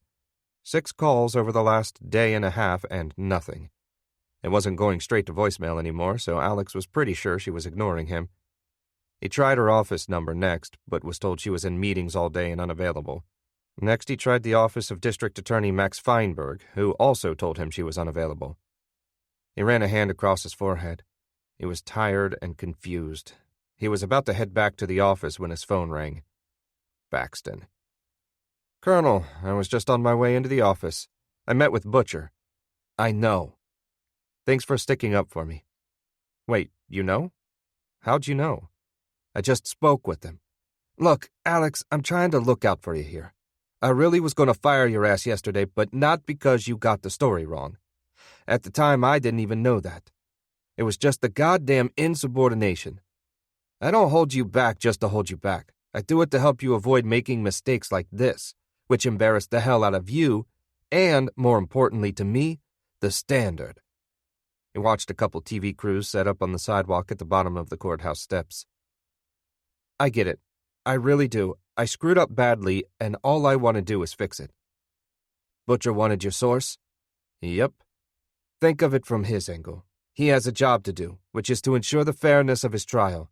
If there's a mistrial in this case, millions of dollars of taxpayer money will have been wasted. And if Mendoza walks free because the trial was corrupted by the press, as much as he has to be impartial, he knows Mendoza is a son of a bitch and wants him locked up as badly as anyone. Wait, hold on. Alex heard Baxton talking to someone else in the room. A CNN van had parked out front, and a stunning reporter, getting her hair brushed on the sidewalk, was about to go live. While he was in with Butcher, the sky had darkened and a light rain had started to fall, so 3 assistants stood around her holding umbrellas. For a moment he wondered whether they had any news or if they were just doing a check-in or summary, anticipating the reconvening of the trial the next day. Then he realized he didn't really care. He wanted nothing to do with this trial or the story. He just wanted it to go away. Alex, I'm back. I'm still stuck on why you talked with Butcher. Told him to call me when you got out. Told him I'd do everything I could to convince you to give up the source. What? Said I'd push you hard. Colonel, as bad as I screwed up, and I know I did, I can't give Butcher my source. I'm 99% sure the source played me, and I don't know the source anything. But still, I can't. If I did, no source would trust me again. I'd be finished. Not to mention that even though I'm pissed as hell, I just couldn't sleep at night if I outed her, him. You're doing an excellent job of avoiding gendered pronouns. I know you want me to tell. I want the opposite. I wouldn't give Butcher a source if he had a gun to my head. But you said, journalists don't give up sources, Alex. What are you saying? You can't give up the source. And if you don't, you'll end up in jail tomorrow around 8:03 a.m., right? Unless he's bluffing. The distant sound of Baxton tapping on his desk in a steady rhythm came through the receiver. He's not bluffing, but he might be overreaching.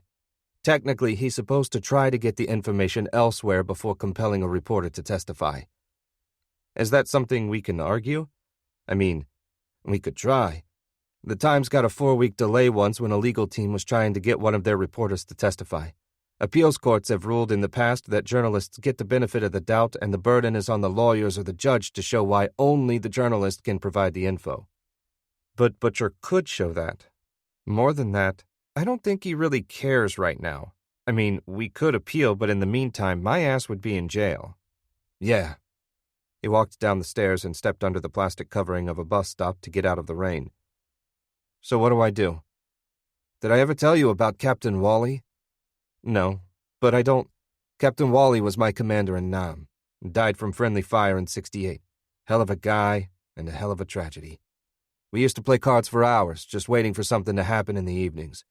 No women, 5,000 miles from home. All we had was cards.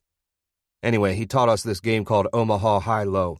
4 cards in your hand, 5 communal cards on the table. Fun as hell. And you have to use 2 of your whole cards combined with 3 from the board to make your highest possible hand and your lowest possible hand. Highest hand and lowest hand split the pot. Colonel, it's not that I don't love your Nam stories, but do I need to know all the rules? I'm getting there. In Omaha High-Low, you're always thinking about hands that can win low and hands that can win high. But the players who understand the game are always trying to scoop the pot, winning high or low while everyone else folds. For example, when you've got a high hand, you have extra incentive to bet the river card because, if you could get the low hand to fold, you keep the whole pot. That's what Captain Wally would do. Wally just used it as a way to win cigarettes and money from us so he could, well, I don't want to speak ill of the man, but let's just say he had a fondness for Asian women. Us grunts tended to overbet on high hands just because we were more familiar with the combinations. Like everyone knows that 3 kings is a good hand. But in Omaha High-Low, Ace 2, 3, 5, 7, for example, is even better. He had a hunch where this was going. Colonel, please don't tell me this is an elaborate metaphor. Oh, but it is, Alex, and it's my favorite one, too. He sighed. I'm listening. Journalism is one of the highest pursuits on earth. Speaking truth to power, shining light on dark places, representing those without a voice. I came back from Nam, and I'd fought like hell over there and was proud of my service. But I was also proud of the press that had hammered Nixon into submission. Anyway, it's a noble pursuit. It's the royal flush of jobs. But it's also the lowest, dirtiest game there is. It's the Ace 2, 3, 5, 7 of professions. That's right, Alex. I know there's a lesson here somewhere, but I'm not seeing it. Are you telling me to scoop the pot? No. Your hand is shit, Alex. You're the grunt who bets the hell out of a mediocre high hand without understanding the rules. That I got. It's a new hand, Alex, and if I were you, I'd go low. How do I do that? I can't advise you to do anything illegal, but I will say this. You can't out a source, right?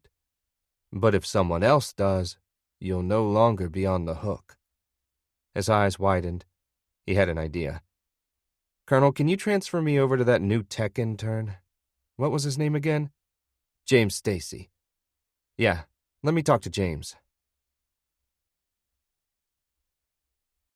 Chapter 11. Joey's office was on the 4th floor of the Louis J. Lefkowitz State Office Building, about 10 blocks north of the courthouse. Alex jogged the whole way, slowing to a walk only a block away to catch his breath. He was soaking wet when he took a seat on a bench in the park across the street. James arrived a few minutes later.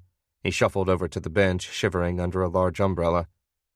I don't feel good about this. You can't get in any trouble, Alex said. And you're not going to tell me what it's for? You don't want to know. Is it waterproof? James pulled a tiny digital recorder out of his pocket.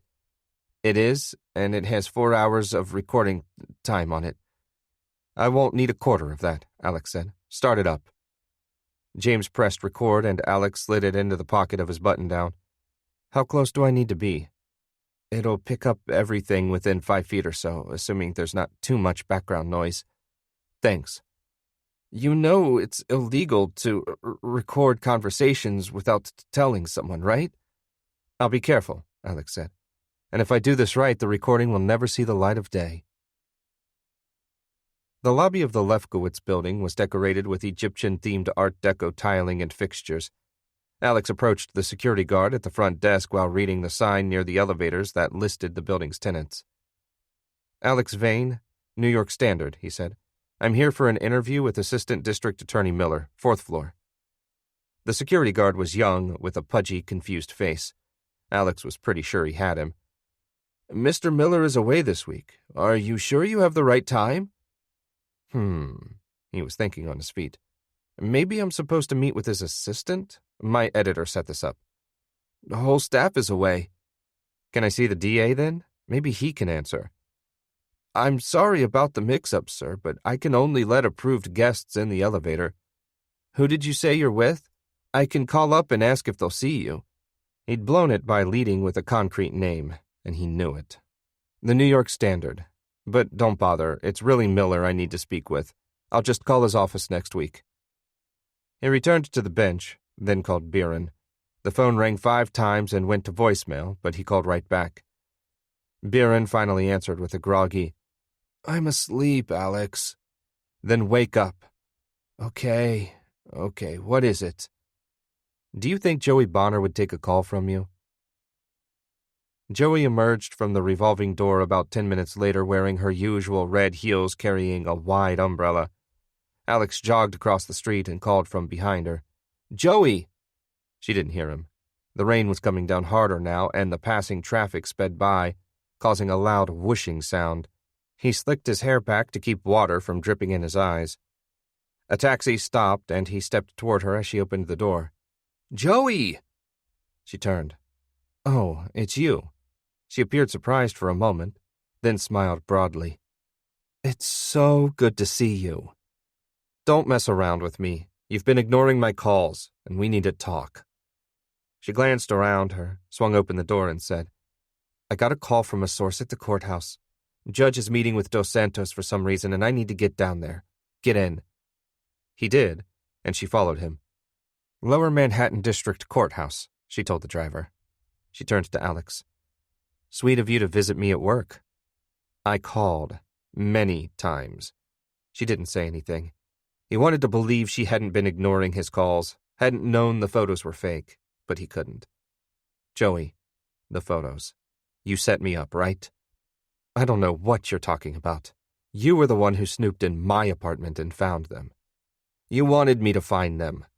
He ran a hand through his hair, brushing water onto his shirt.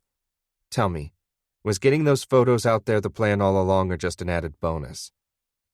She put her phone in her purse and turned to him. You're sweet. And naive. It's not an either-or. You're the second person who's called me naive in the last 24 hours. She smiled. He said, Would you have taken me home that night if you hadn't known you could get me to run that story? She put her hand on his knee. Does it matter now?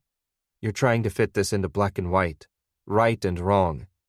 Those things aren't real. But you used me. We used each other, Alex. I had a great time with you that night. I know you did too. Trust me, I could tell. She gave him a sideways look. And you must have known there was at least a chance those photos weren't real. I can't be the first source who's taken advantage of you. He probably should have known. The faked photos wouldn't have made a top 10 list of the worst things lawyers had done to one another to try to affect a case outside the courtroom. As dirty a business as journalism could be, law was much worse. And yet it hadn't even occurred to him. Did you hire Gloria Ruiz yourself? He asked. She laughed. Of course not. I had nothing to do with that. But you told your Oppo research team to dig up dirt on Dos Santos. Did you tell them to create dirt if they couldn't find enough? She smoothed her hair and smiled. Don't tell me I've shaken your faith in the legal system. How'd you know I wouldn't tell anyone you gave me the photos? It would ruin your career. You can recover when you get something wrong through an honest mistake, but not from outing a source. She thought for a moment. And you're a good guy. Alex brushed her hand off his leg. But you knew it would screw me over. You had no knowledge the photos were fake. You're on safe ground in terms of libel and actual malice. No way Dos Santos sues you. But that doesn't... You're not going to get me to feel bad about this, Alex. We had a great time and this will all blow over in a couple days. I'd love to see you again, actually. Are you serious? Alex, look. This was a fourth-quarter Hail Mary for me. Once Brittany Dearborn showed up, we knew we'd probably lost. Mendoza rejected our deal, and tomorrow morning we're going to get our asses handed to us when Dearborn testifies. We think Mendoza's people threatened her, or paid her, possibly both. We thought maybe we could get Dos Santos thrown off the case, throw the defense into turmoil. It didn't work. You took a loss. I'm taking a loss. We're even. Even? He turned away and watched a few raindrops slide down the window. "Butcher's going to throw me in jail." She put her hand on his shoulder. "He's bluffing. He's done it before." She didn't say anything. "Look," he said, "I can't tell Butcher you're my source." "No, you can't." He turned toward her and her hand fell off his shoulder. "But you can." She didn't seem to understand. "I'm not going to take the fall for this, Joey. The only thing Butcher has on me is that I won't tell him who the source was. If he already knows, he can't do anything to me." "But why would I admit it?" He pulled the digital recorder from his pocket. "Because if you don't, I'll leak the audio of you telling me that you're the source of the photos." She stared at the recorder in his hand. She didn't look at him, but he imagined her lunging for it. He leaned away and said, "Okay, technically, I won't leak it. I would never out a source. But," he smiled, "someone will." For the first time in the entire exchange, there was fear in her eyes. "That's low, Alex. Think about it. I could have my lovely new tech intern cut the parts of me talking out and splice together your clips. What was it you said a minute ago? You must have known there was a chance the photos were fake? Something like that? Newspapers these days love multimedia stories. Helps them push web traffic." She narrowed her eyes like she might hit him. "My bet is TV will pick it up by..." He shrugged. "What, end of day tomorrow? I wonder if my editor knows anyone at Court TV." He switched to his news anchor voice. "Vixen prosecutor uses fresh-faced reporter to frame Diego Blanco. Will she be arrested or just disbarred? Details at 11. She was looking right at him, her jaw tight. "You wouldn't." She was right. He wouldn't leak the recording. It was an outright bluff. "I'll be honest," he held her gaze. "I was ready to go to jail. Not for you, but because it's what journalists have to do. But I spoke with my editor and he offered me some wisdom. What he said, essentially, is that journalism's a dirty game. When they go low, we go lower." He paused, dangling the recorder a few inches in front of her face. "I'll ruin you." The taxi slowed in front of the courthouse, but Joey asked the driver to circle the block a number of times. They rode in a thick silence interrupted only by the occasional blare of a horn or the splash of a puddle. Alex felt her mind working, scheming. Even then he was attracted to her. Try as he might, and his salvation seemed to rely on his trying. He couldn't hate her for what she'd done. She was more experienced than him, and she'd beaten him this time. As low as she'd stooped, it was no lower than 100 things Dos Santos had done over the years. He respected the game she played. His regret was that he hadn't played it better. After a full loop of the courthouse, she said, "If you do this, no one will believe it. And if they do, it might take me down, but I can drag you down with me." He scoffed. "I'm going to be in jail in about 18 hours. I'm going down either way." She reached for the recorder, but Alex turned away. "If that's all you have," she said, "I'll be able to weather it. Claim it was fake. Maybe, but it will be enough for Butcher. He and my editor are friendly. He'll believe the recording is real, and he'll drop his demand for me to testify. You might be able to weather it, but you might just end up in jail." He paused, watching her think. "There is another way, though." She smiled. "Are you thinking what I'm thinking?" He smiled back, but said nothing. "I was right about you, Alex. You're a good guy. You'd never lie in court, never lie to a judge. But you have no such qualms." Her grin was genuine. "You know, Alex, for the record, I would have slept with you either way." Chapter 12. Friday. The Honorable Judge Butcher surveyed the courtroom, starting with the lawyers.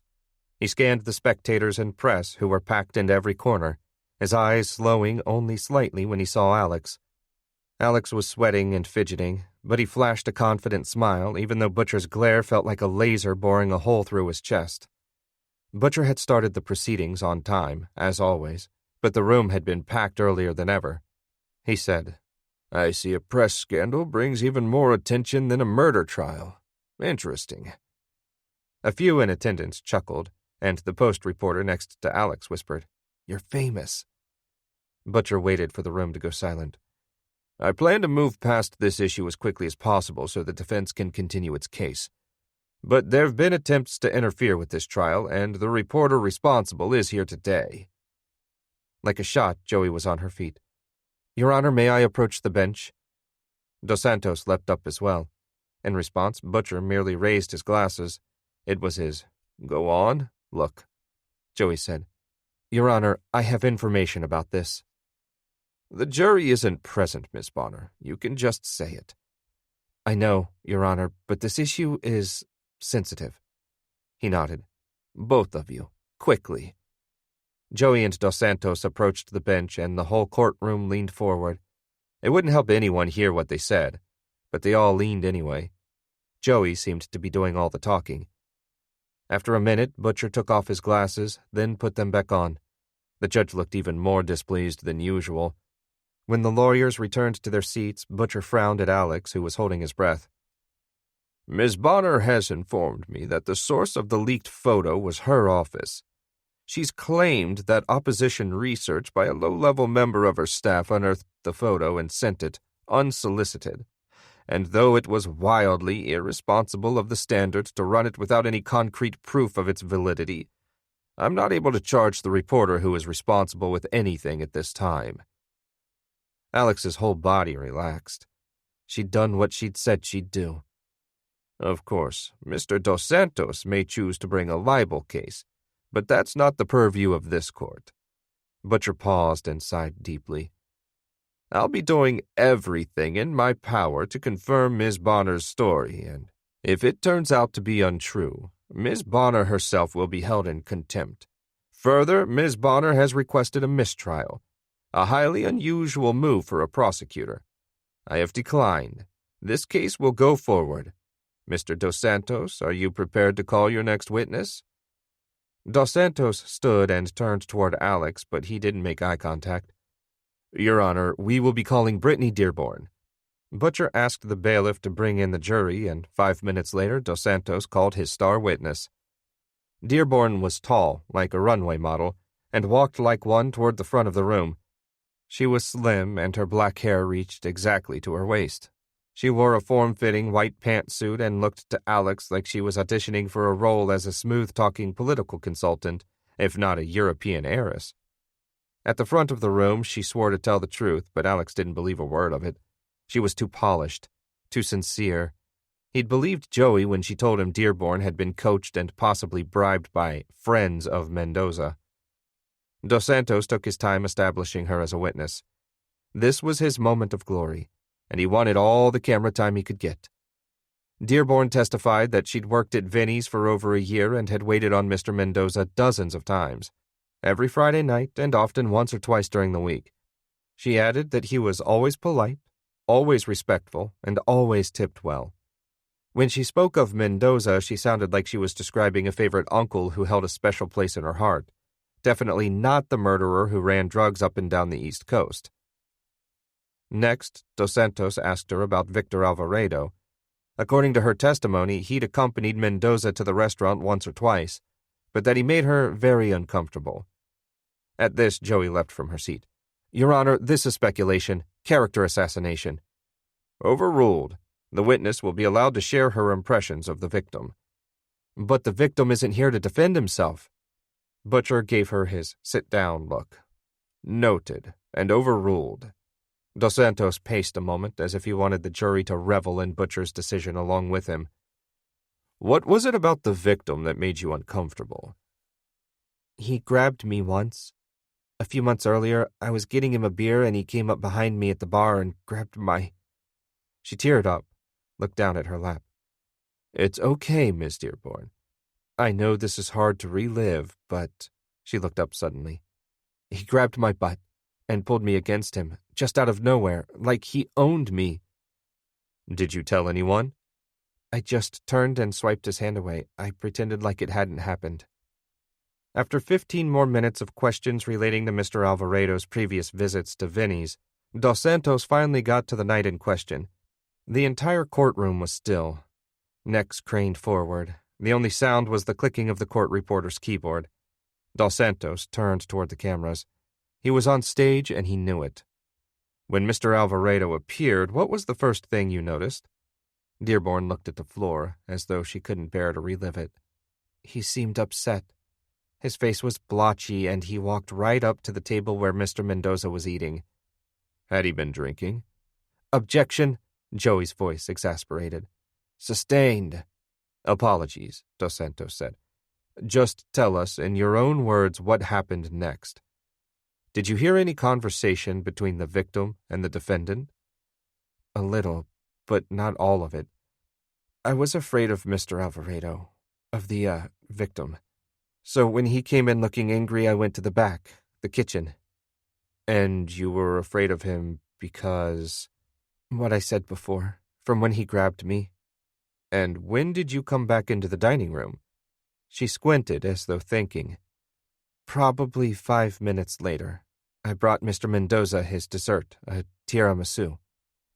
And what was going on when you came back into the dining room? She took a moment to compose herself, then glanced at the jury. They were talking loud, but not shouting. Something about how Mr. Alvarado had lost money gambling. I tried not to listen to the details. I set the plate down in front of Mr. Mendoza and was going to return to the kitchen, and...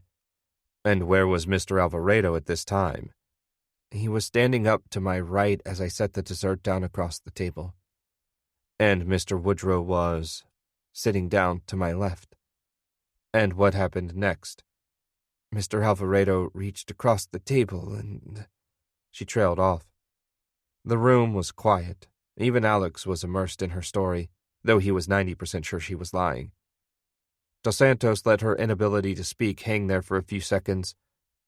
I know this is difficult, but please, what did he do? He slapped me. On your arm? No. In your face? Not my face. He slapped my breasts with the back of his hand. Dos Santos shook his head, appalled. Quietly, full of compassion, he asked, Ms. Dearborn, did he say anything at that time? He said to Mr. Mendoza, how about I turn this bitch out? I can make 10 grand a day with her on the street. Then I can pay you back. A few tears rolled down her cheeks and dropped with a small splash, staining her pantsuit. And what happened next? Dos Santos asked. I was stunned, and Mr. Mendoza said something like, don't talk to her that way. But Mr. Woodrow stood right up, and that's when Mr. Alvarado lunged at Mr. Mendoza. I jumped back toward the kitchen just as Mr. Woodrow wedged his body between them and pushed Mr. Alvarado away. It wasn't even much of a shove, but Mr. Alvarado stumbled, and that's when he struck his head on the bar. She held up her hand like she needed a minute. Though Joey had convinced him she was lying, Alex had a hard time not believing the waitress. If she was acting, she had a bright future in the movies. Dos Santos would go on for 2 more hours, and Joey would do everything she could to poke holes in Dearborn's story. But Alex knew what the jury knew, what Dos Santos knew, and what Joey herself had known the day before. It was over. When the trial broke for lunch, Alex found Biren sitting on the courthouse steps eating a sandwich from a wax paper bag. He sat next to him and patted him on the back. She may be lying, but Dearborn just got Mendoza off. You sure? Yeah, she was great. What about you? Joey did what she said she'd do. She lied her ass off to the judge. Will it work? Alex stretched out his long legs and watched the TV crews set up for their stand-ups along the street. Already did. She'll try and fail to find out who in her office leaked the photo. I'll confirm the story she told the judge, that I got it from an anonymous source who sent it in an unmarked envelope, and no one will ever get to the bottom of anything. The legal system will roll on as though nothing happened. You'll lie to the judge? I'll confirm her lie, and he may not even ask me. His beef is with the source, not me. Biren finished his sandwich, balled up the wax paper bag, and threw it at Alex. I know it's a fine line, Alex said, but I'll be able to sleep at night. You're lucky as hell, you know that, right? Alex sighed. Yeah, I really dodged a bullet. A bullet you shot yourself. The TV crews went live and Alex watched them carefully. He thought he might want to get into TV someday. but not yet. He was lucky the colonel would let him keep his job at the Standard, and no other news organization would touch him for months, maybe years. Anyway, it's worth celebrating, Biren said. You want to hit Bar 76 tonight? I don't know. You might have a better chance meeting someone uptown. I think I'm going to stop hanging out at the bars near the courthouse. Not worth the trouble they get me in. Let's try Dive Bar, okay? Okay, Biren said. But you're buying. We hope you've enjoyed this production of The Cutline, an Alex Vane novella by A.C. Fuller, narrated for you by Joe Hempel. This has been a Findaway AudioWorks production presented by Orange Sky Audio, produced by Ren Krause. Copyright A.C. Fuller 2020. Production copyright 2021 by Orange Sky Audio. All rights reserved. Thank you for listening.